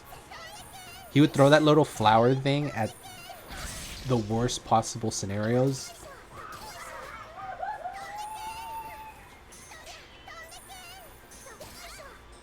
Oh shit.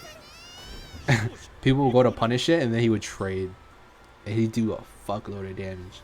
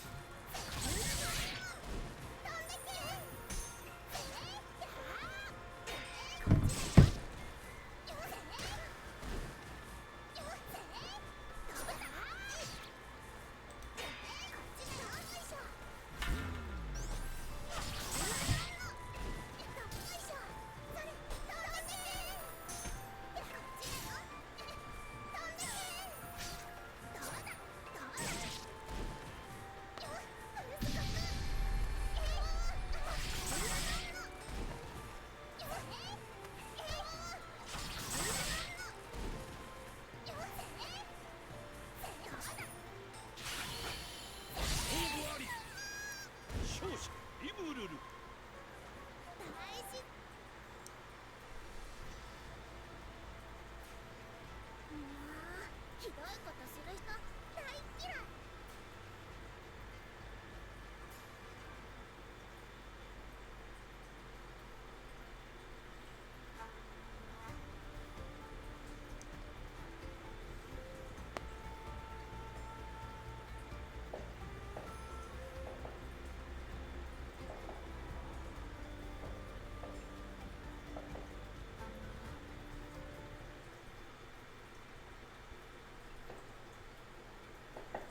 All right, dude. See ya. Take care.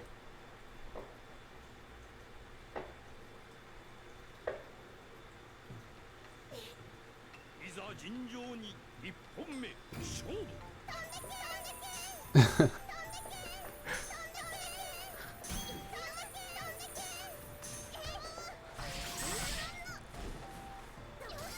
Make sure to teach her how to play a top tier character.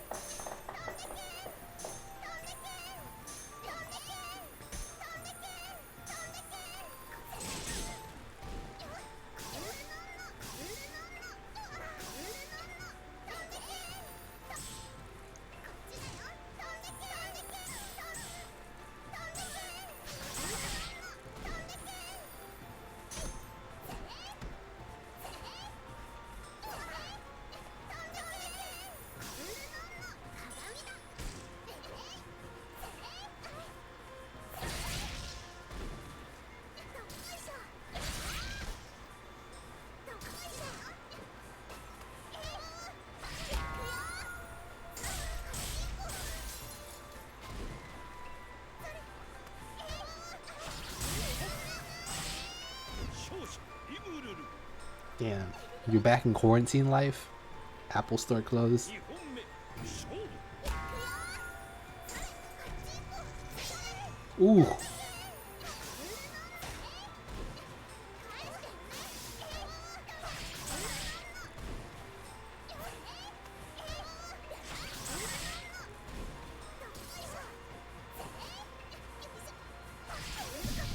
What?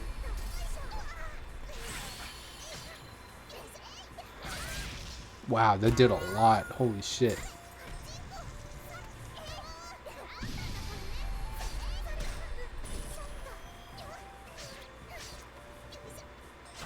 Oh. Could have done anything.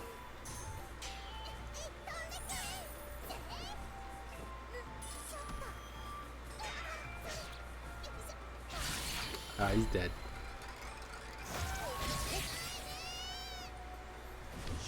So I don't know how. I don't think Cal knows how to do platform.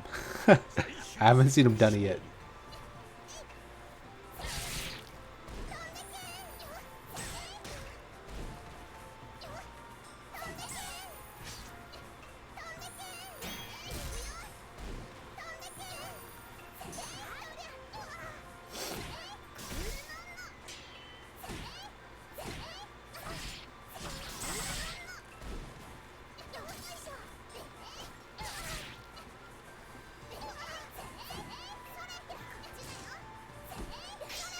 Ooh.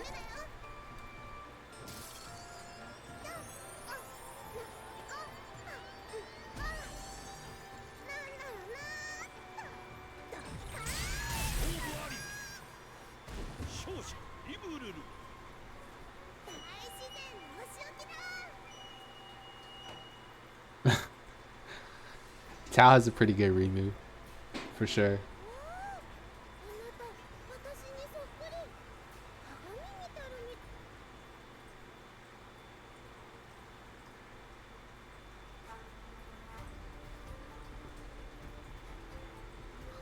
Yeah, I think the other thing that Carpet really like to do is every single time he does a recoil, he always cancels in the uppercut, no matter what. Especially when he has rage, because that shit does so much damage.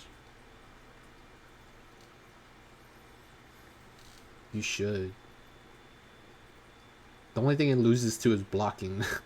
And nobody ever blocks, right?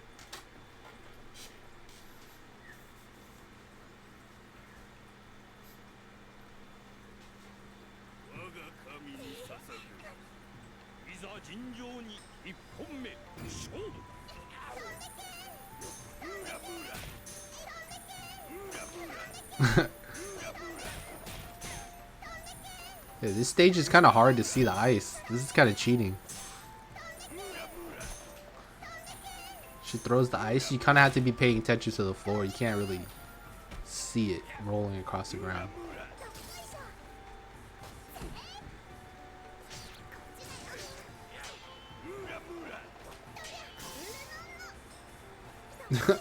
Remu and KOF 15 with Kula? Yo, it might happen. Oh, that was a sick ass wood punish. I mean, they put Nako in the game, right? King of Fighters 14? Why not put 2 Samurai Showdown characters? Oh my.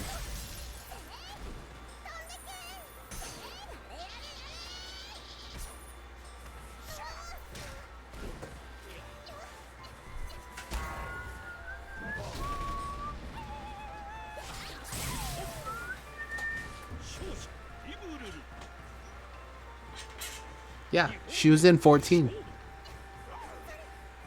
Nako.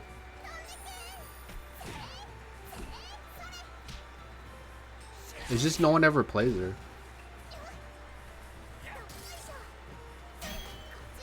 Oh, prior to that one? No, I don't think so.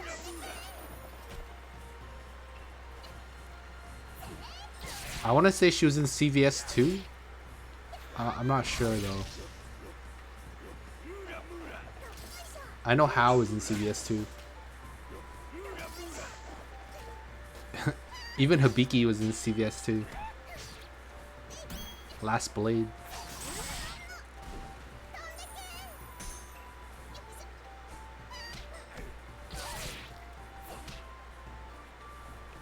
Yeah, Shamaru would be really good for King of Fighters. He actually plays like he could be in it.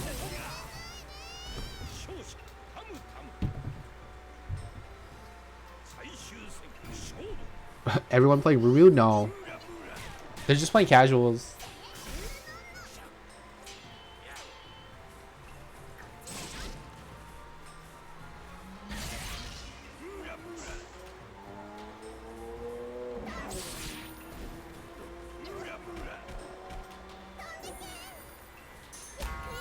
Sick. Oh, wow. That's so smart.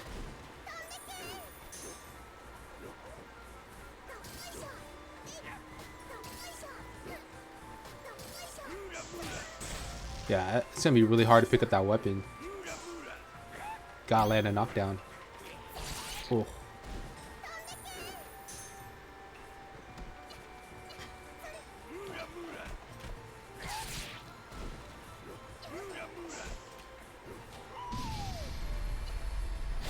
Wow.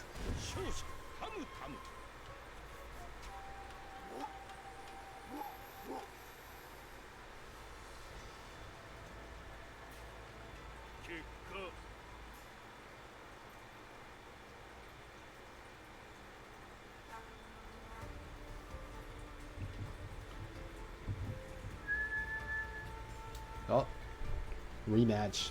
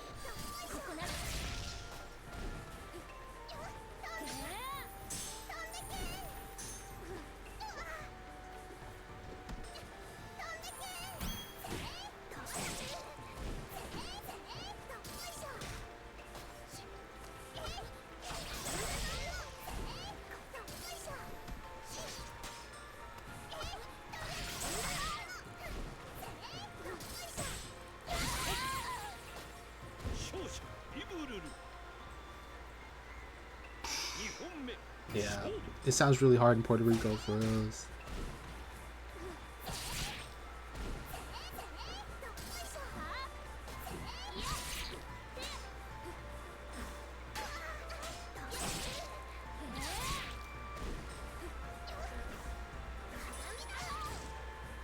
You said Japan puts Wong Fu at A tier?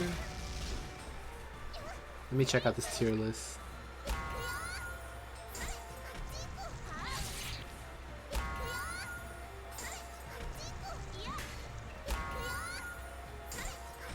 Oh shoot, they did.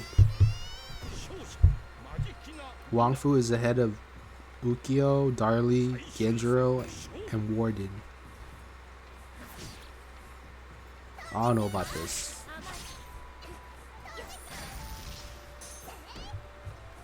That's from Doulahan though. He's the Kyoshiro player.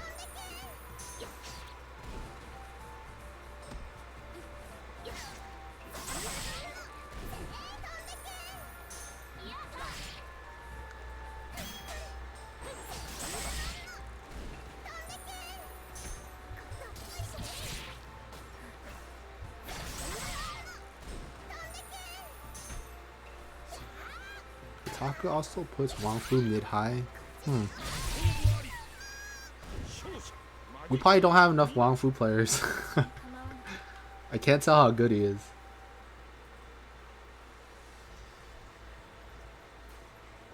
姉を守りたいと思う。もっと強くなるべき。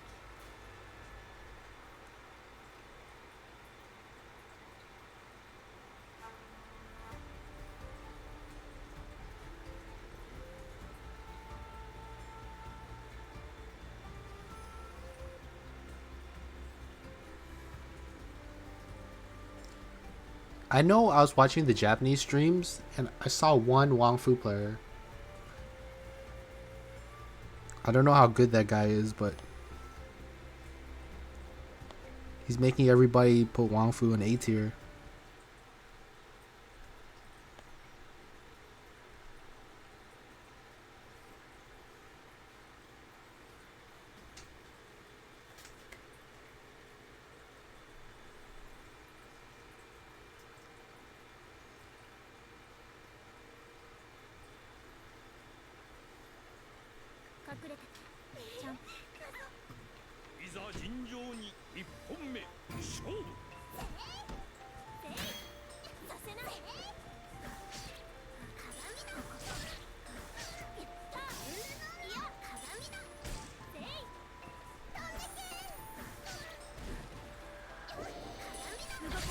Ooh, yeah, you can't reflect the full charge.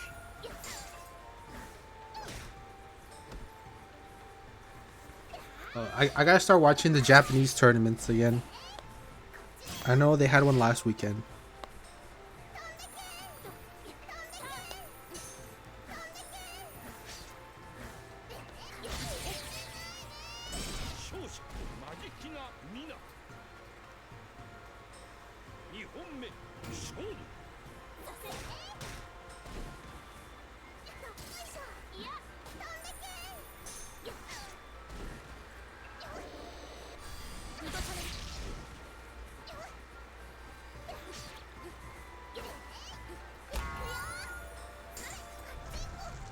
Yeah, they still put Jubei as the second best character in the game.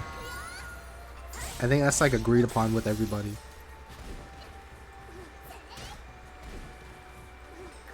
Japan has two really good Jubei players. Wow, that was sick.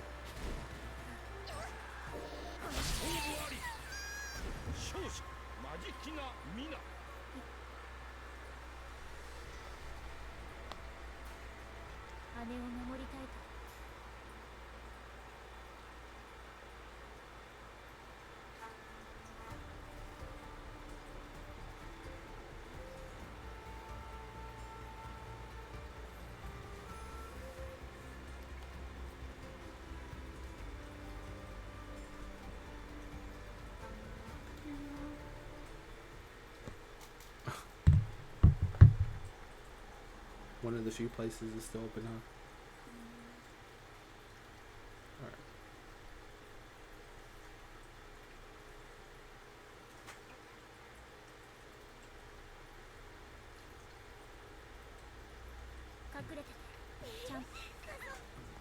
いざ尋常に1本目勝負 What? Girlfriend remove? Yeah.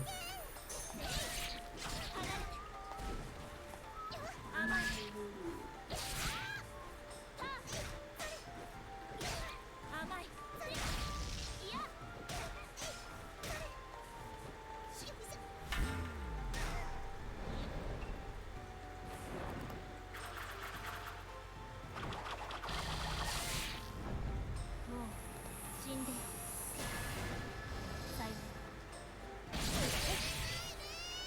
勝者マジキナミナ2本目勝負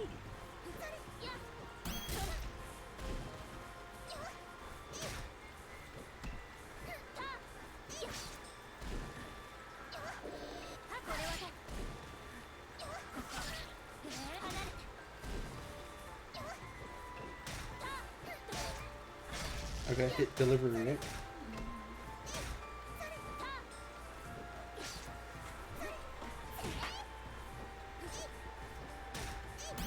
Hey, you check out the voice actor? I was looking at the voice actors for The Last of Us, and it was Troy Baker and Ashley Johnson. I know Ashley Johnson from Avengers. She was the one, I want to say she was like the server in the first Avengers, the one that Captain America rescues. I know there's like the uncut DVD version, and it showed more of that scene where Captain America goes into like this restaurant and saves her. And Troy Baker is the new voice of Joker.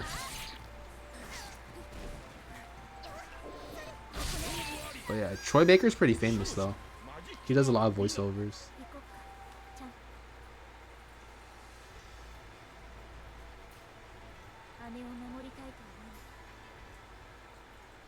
But yeah, so they do voice acting, and they wear like the motion capture outfits and everything too. It's pretty cool.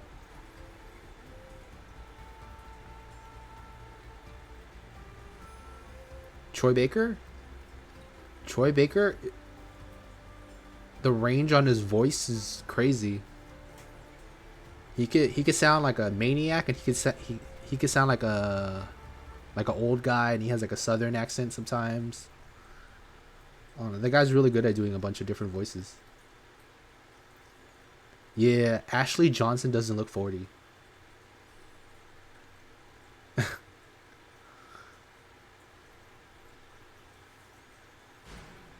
Oh no.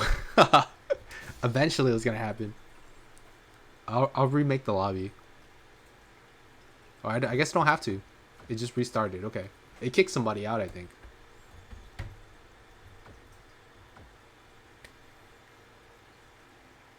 Yeah, I think Laura Bailey is the voice of Abby, right?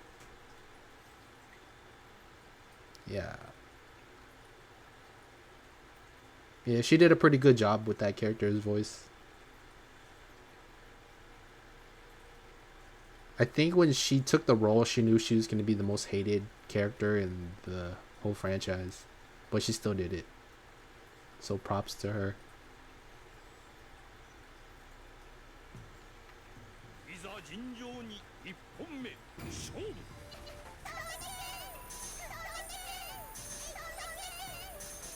Yeah, that's stupid. You shouldn't get death threats over a game, dude. You have no control over the creative writing. Your whole your whole job is to act out that role. Like, you have no part on how the character's supposed to behave and their motivations and everything.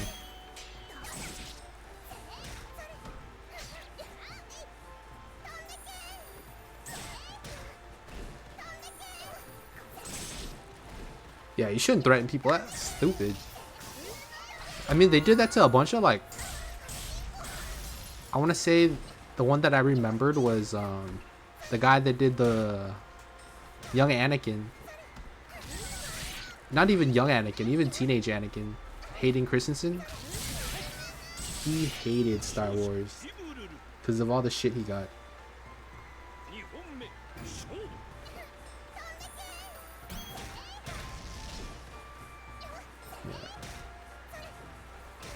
I was watching the playthrough for the game. I don't think the game is bad. I think it's written in a way where it's gonna be a lot of controversies just because how you don't like how a character dies, or it's too sudden, or it's out of their nature or whatever.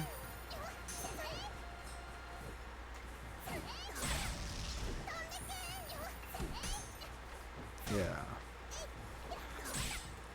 But I understand what the writers wanted out of the story. It makes sense. I think if it was a movie, or not like a movie, but a TV series,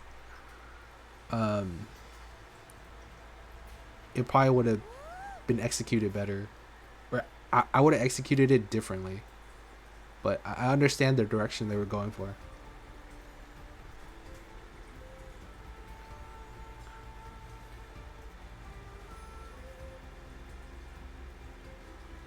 But yeah, it's really hard to, I want to say, please your audience if you want to take like a creative turn. They want like a very linear story. But when you're like an artist, you don't want to create something that's predictable. いざ尋常に1本目勝負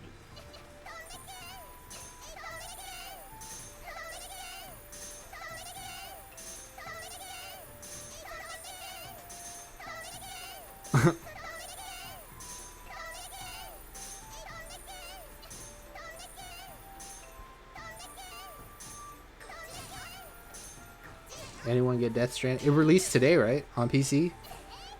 I think I saw the tweet. Man, that was a waste of money.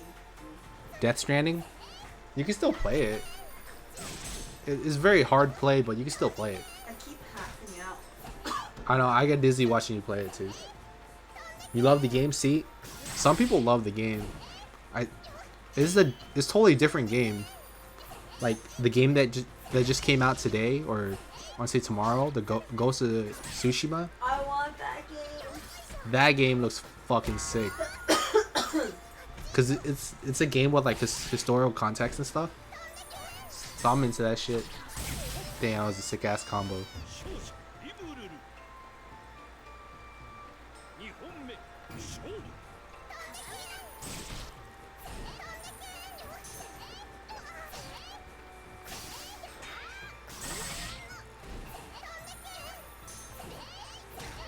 You talking about Death Stranding?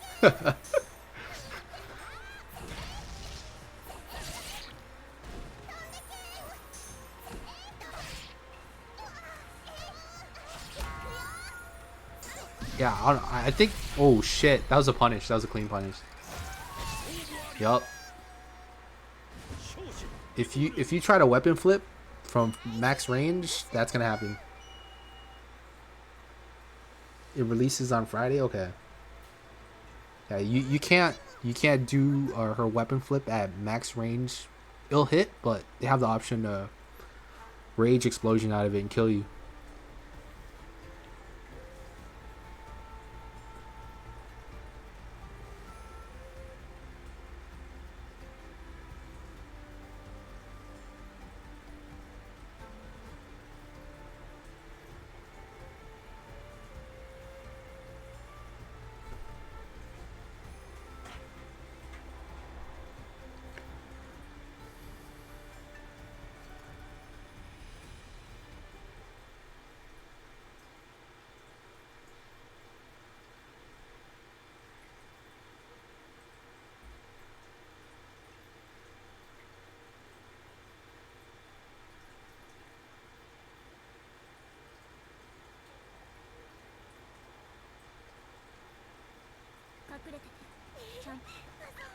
Yeah. Yeah, I agree about like those heavy narrative games too. I don't know. I feel like when you're in the writing process for a game where I guess the players get decisions and everything, and it affects the outcome of the ending or the story. I feel like some games should give players the option to make a choice, like what they can and can't do.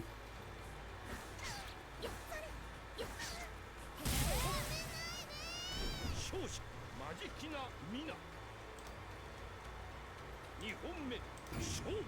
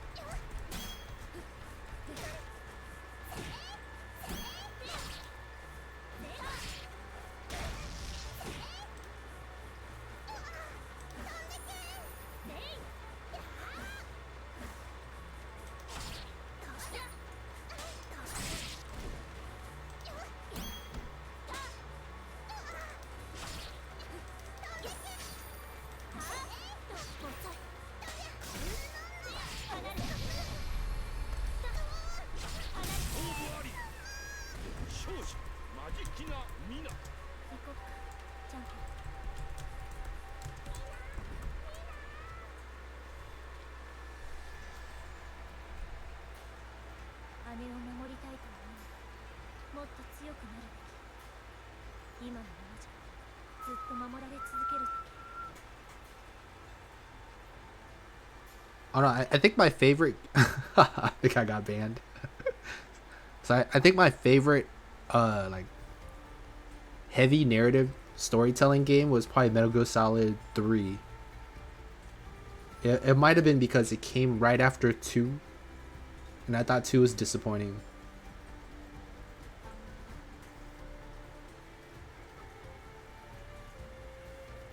But the way 3 was presented, it like introduced a whole new character.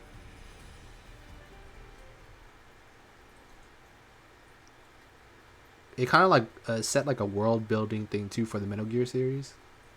I think the first 2 games was just like an introduction. The first game was an introduction. The second one went like a totally different direction. And then the third one kind of came back to the first one. Yeah, the console died.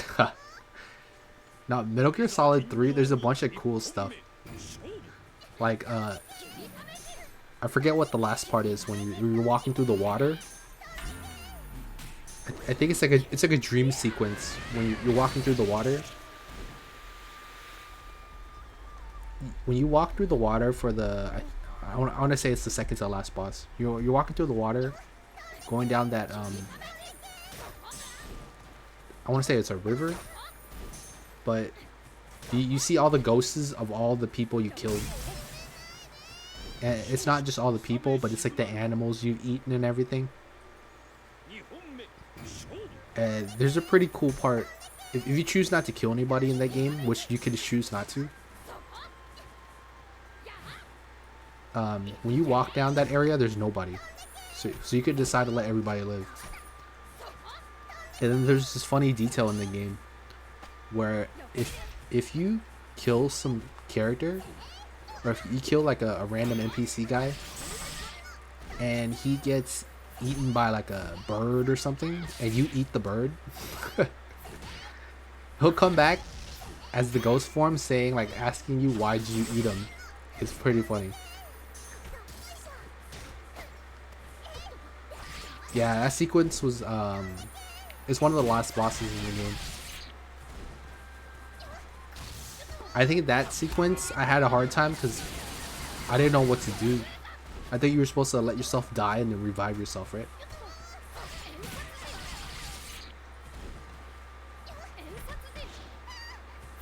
Wow, that didn't chip.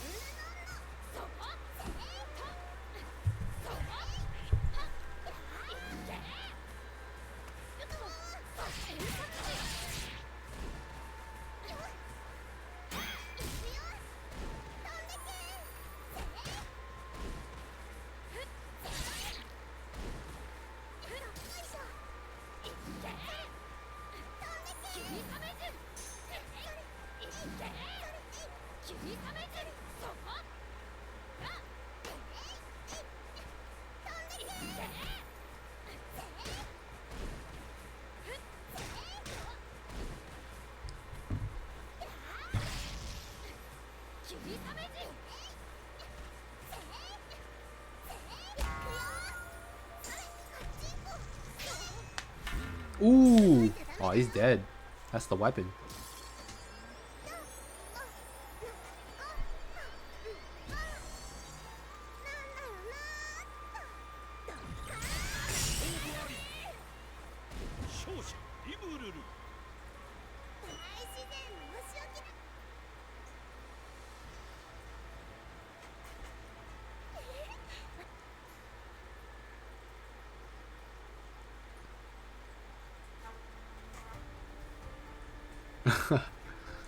I gotta play that game. It's really good.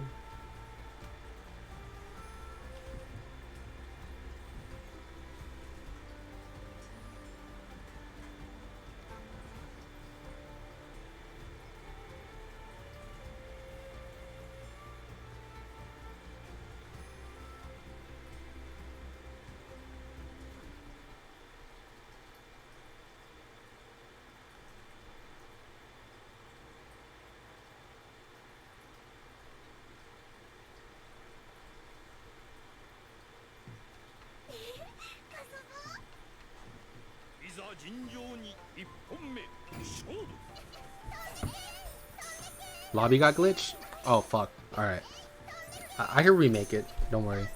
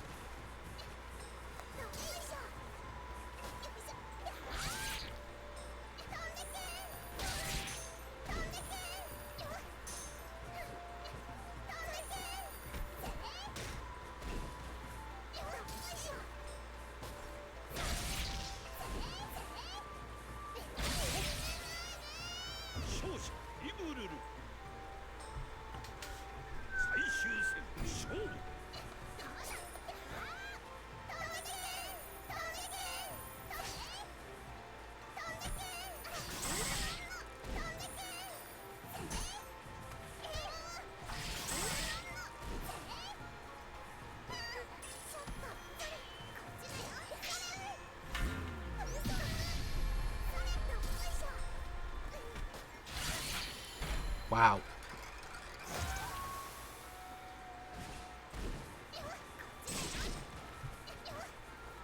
I'm jealous our overhead still knocks down. Must be nice.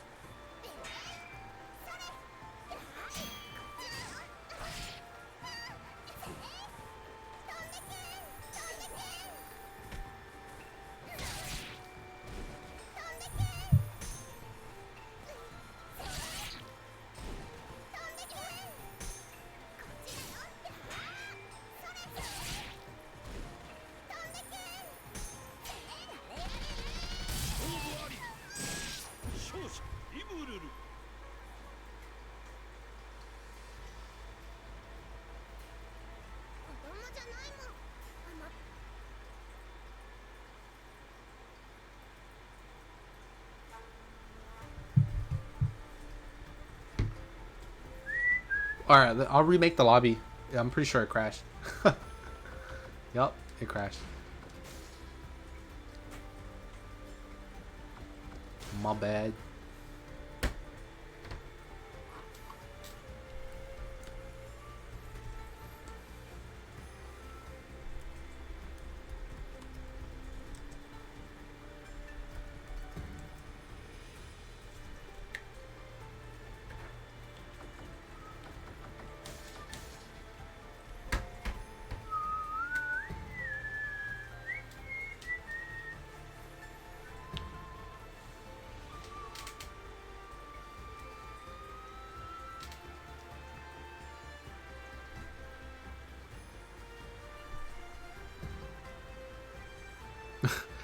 Last night I was checking out the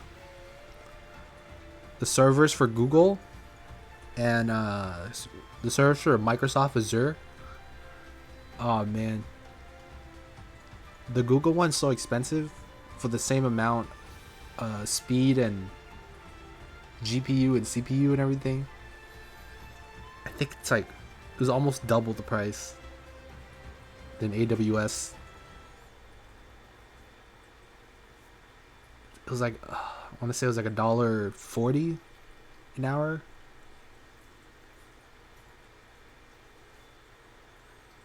It was like I want to say it's the same type of server too.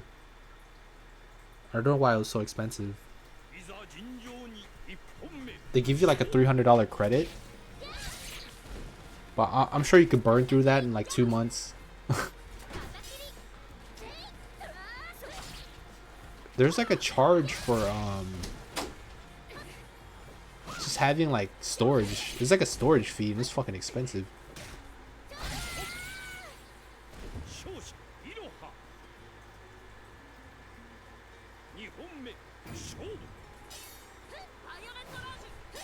Microsoft, I'm not sure, but Microsoft's very limited. It was weird. I was looking for a server somewhere in like Texas and stuff. They had it, but man, I feel like Amazon has the best servers to use.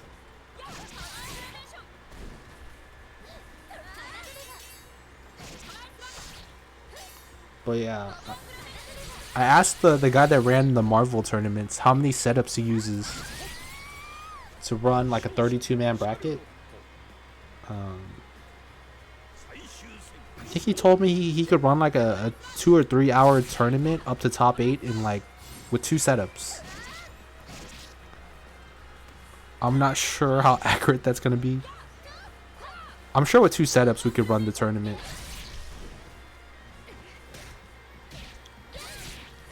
I just gotta figure out like what region I wanna draw the line.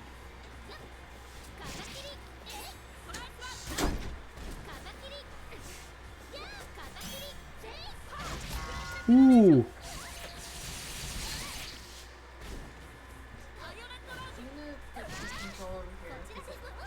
Okay. It's hot.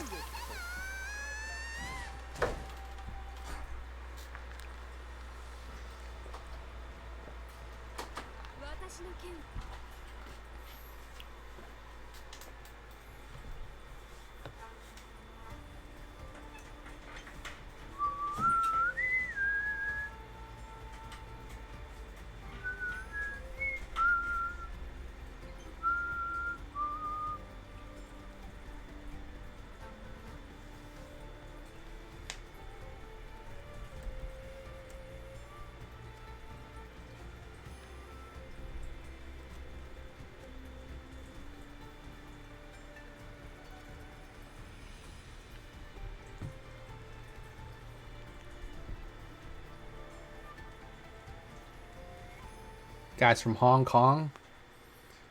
Damn.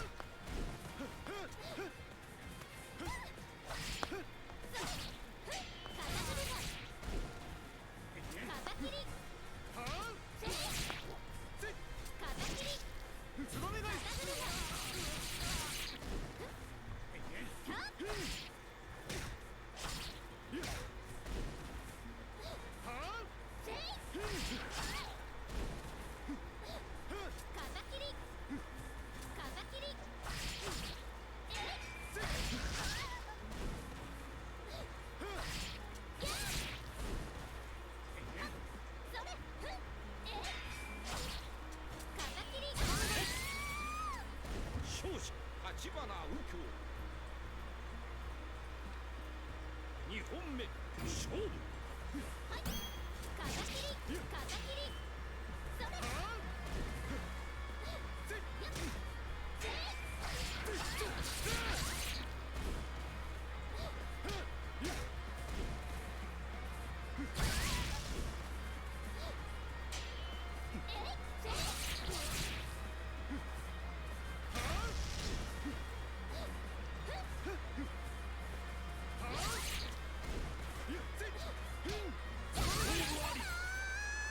勝者立花右京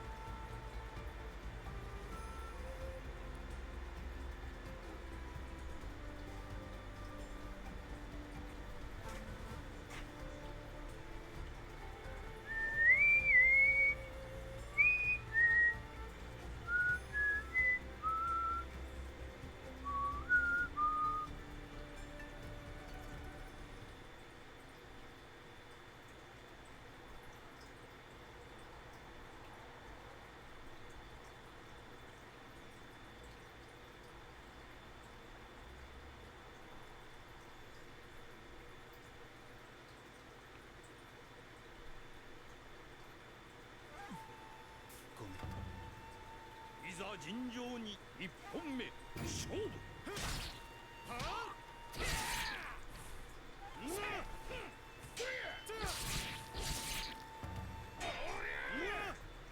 旋風列弾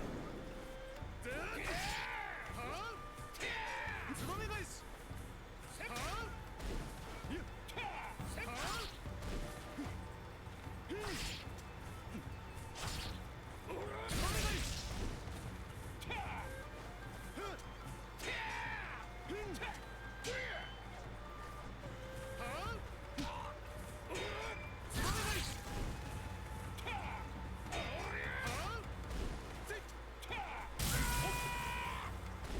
勝者立花右京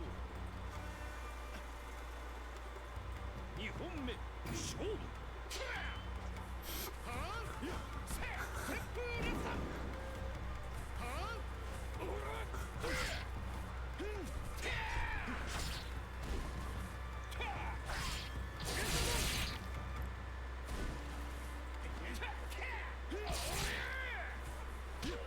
旋風列弾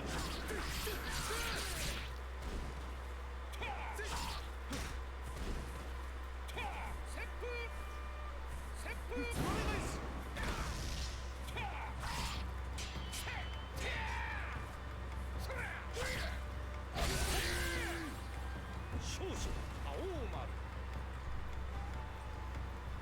最終戦勝負 Oh, come on. Missed the weapon flip.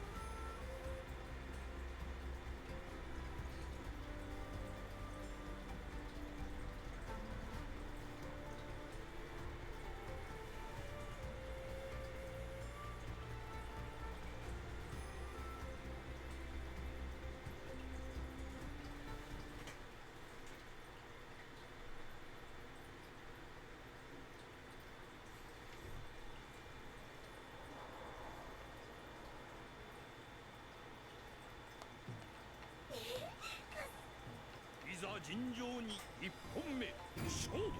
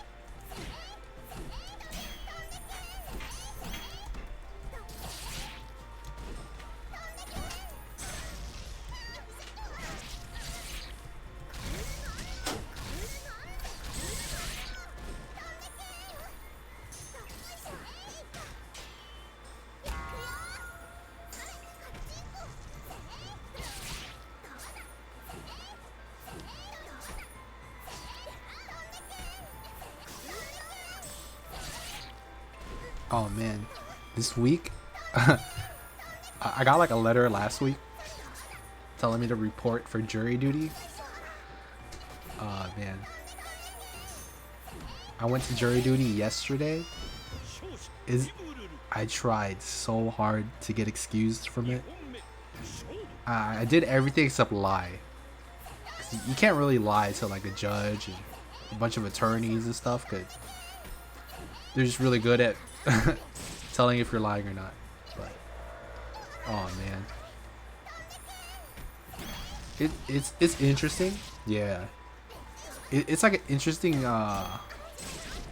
civic duty. Cause I know when I was looking at the people they were selecting, like there's a lot of people I feel should never be a juror. I want to say not because they're a bad person or whatever,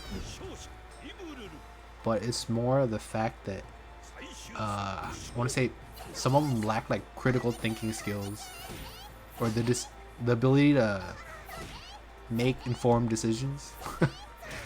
and you can tell during the whole process to select 12 jurors. the process to elect the 12 jurors, they're trying to weed out all the people that are kind of like slow. They'll ask you questions. I want to say just think about like when you were in college or high school and you took like those multiple choice exams and you would run into a question you'd see like 3 different times, but it's worded differently every single time, but it comes to the same answer every single time. With the whole jury selection process, they're gonna ask you a question you're gonna hear like 3 times, 2 or 3 times, just to see if you're consistent with your answers. Because the way they reword it could be confusing to like people of lower intelligence. Yeah, so they do that to make sure that you're not lying, or you don't know what it means, or you try to act like you know what it means but you don't. And it's, oh shit, that's the carpet. So would you mind sending me the poster again? The high res. I'll tell Angela, yeah. But it was funny because I was going through I was sitting yesterday in the jury selection process, and there was this one dude in there. Oh my god, every single time there was a question, he'd always be the first to answer, and he was always interrupting everybody, even like the judge and stuff. And the funniest thing is, like, he had so many like charges pending and stuff. Like, this guy gets in trouble with the law like every week. It's pretty funny.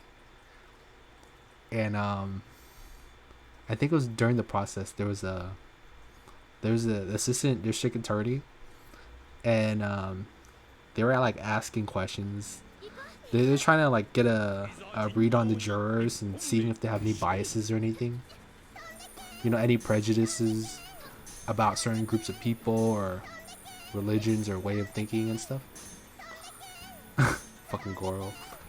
And this one guy, he fucking hate cops. Like, he hates cops. The funniest thing is, to his right, he's sitting next to a retired police officer. And the whole time, you can tell those two guys hate each other.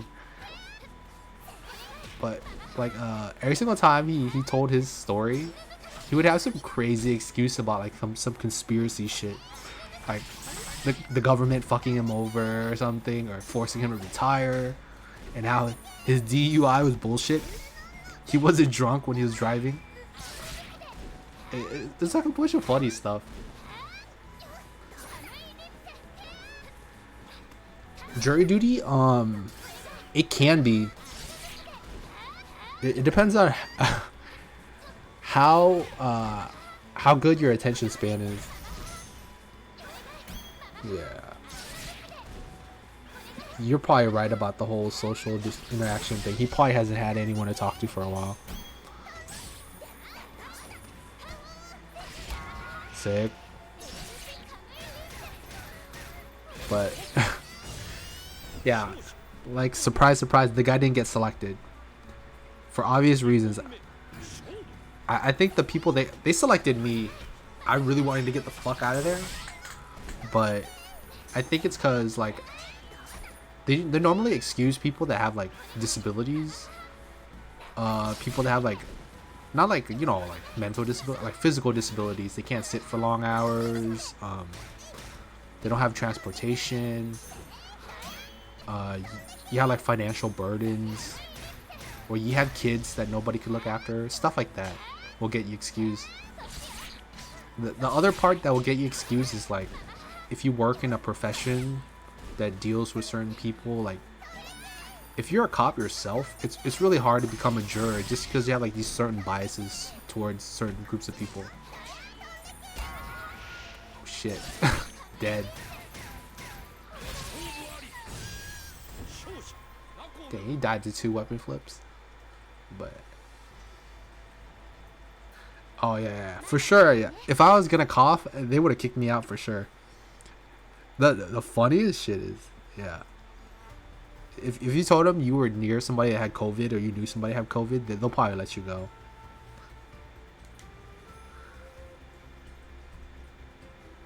You never got picked for a jury? Dude, don't jinx yourself. You might get it. You might just get picked.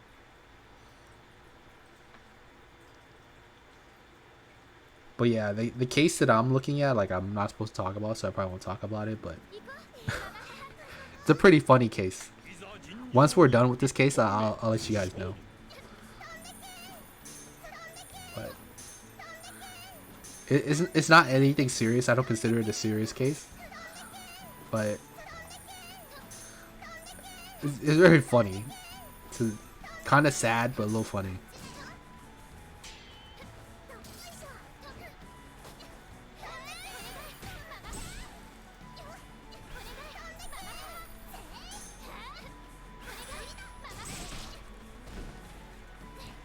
But yeah, I can't imagine sitting on like a crazy murder case or like a rape or anything. Like some heinous shit. Like a school shooting or something. Like how could you not be biased going to something like that? That shit's hard. Asking them to not have opinions before seeing all the facts and stuff when that shit is on the news, that's a hard one. You have to be crazy not to know this kind of stuff.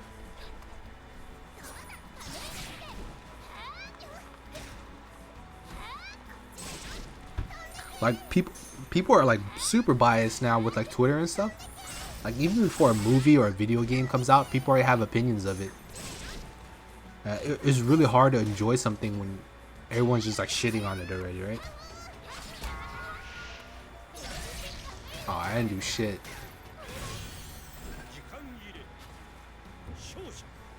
Pretty stupid. It is hard. If you don't want to get spoiled, you have to literally disconnect yourself from all your devices and everything. And even then, you might run into somebody to talk about it on your way to get coffee or something. Street Fighter 5 constantly shitting on it. Yeah. No. I'll go out on a limb and say Street Fighter 5 isn't a bad game, but yeah, the amount of people shitting on it really fucked it over. Street Fighter 5, just like every other version of Street Fighter, is different from its predecessor.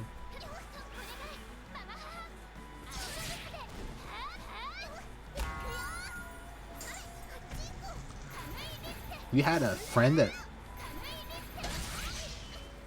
spoiled everything? The drinks didn't come yet? No. The dude's making multiple deliveries. Oh, okay. You spoiled endgame for yourself? Fuck. That's like spoil the century. Ooh, it was a death penalty case? That's crazy. I don't know how, if I get picked for a jury, to become a juror for something like that, I don't know how I could do that.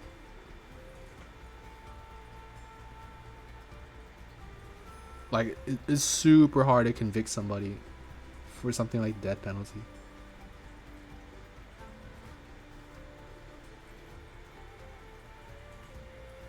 Comment spoiler 5. Yeah, he's kind of like an asshole for doing that. He said no to excuse you.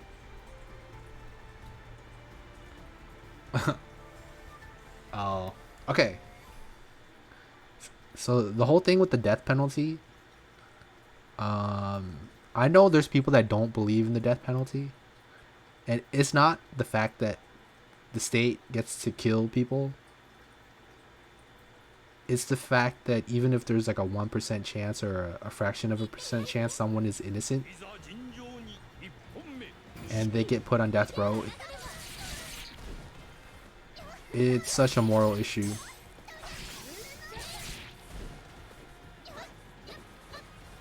I think that's it.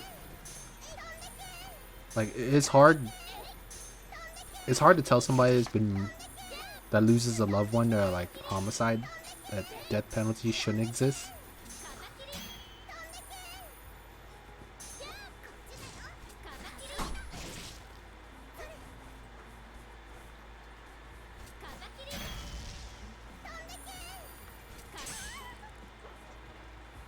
Comes down to your social settings. Yeah, I would agree.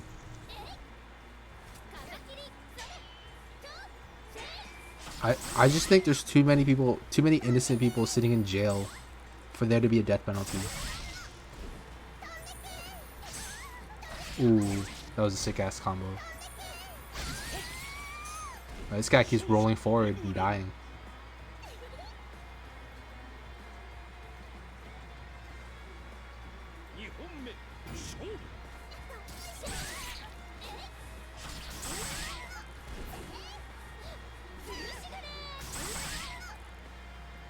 Oh, it is super laggy.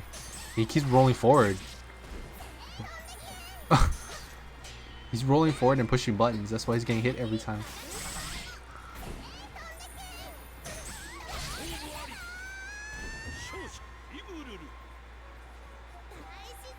Yeah, I can't speak for Mexico, but yeah.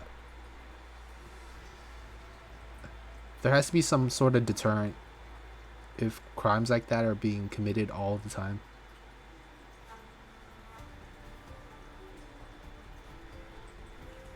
Yeah.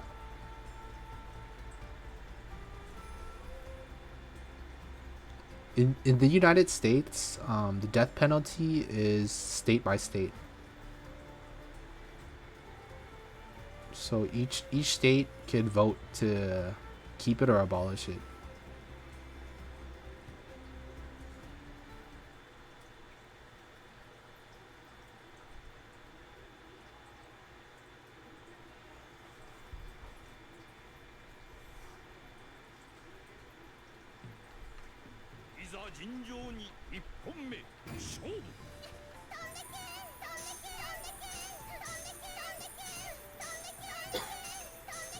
Yeah, it's just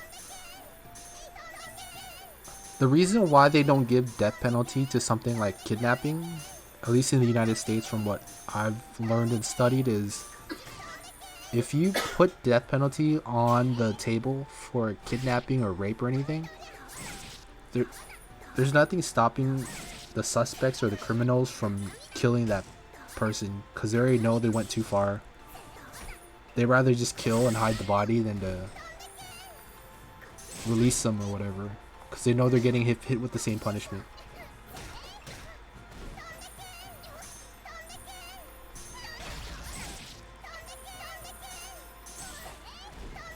Like in the United States, they negotiate your punishments. If you could give them information for something, then they'll negotiate it. Like if you kidnap somebody and they catch you and that person that's still kidnapped is still out there somewhere, they would make a deal for you to get a lighter sentence if you reveal where that person's at.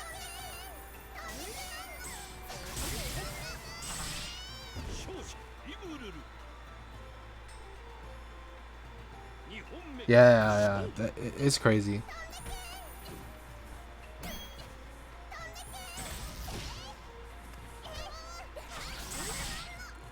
Smokers use GoPros. Oh, jeez. Yeah, it's a totally different environment. I can't speak on that.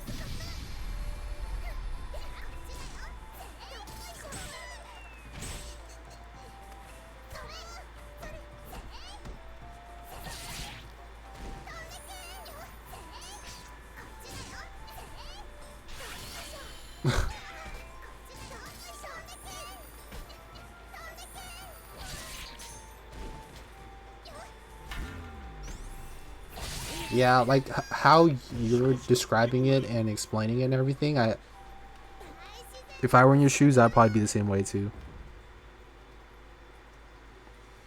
It makes sense from where you're at.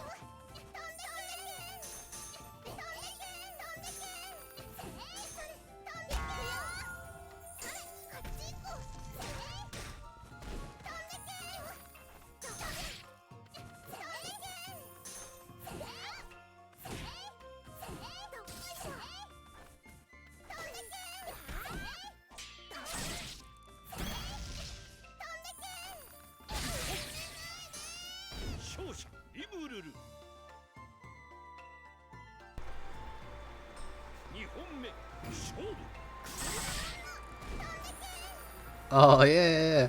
He told me he got the server done.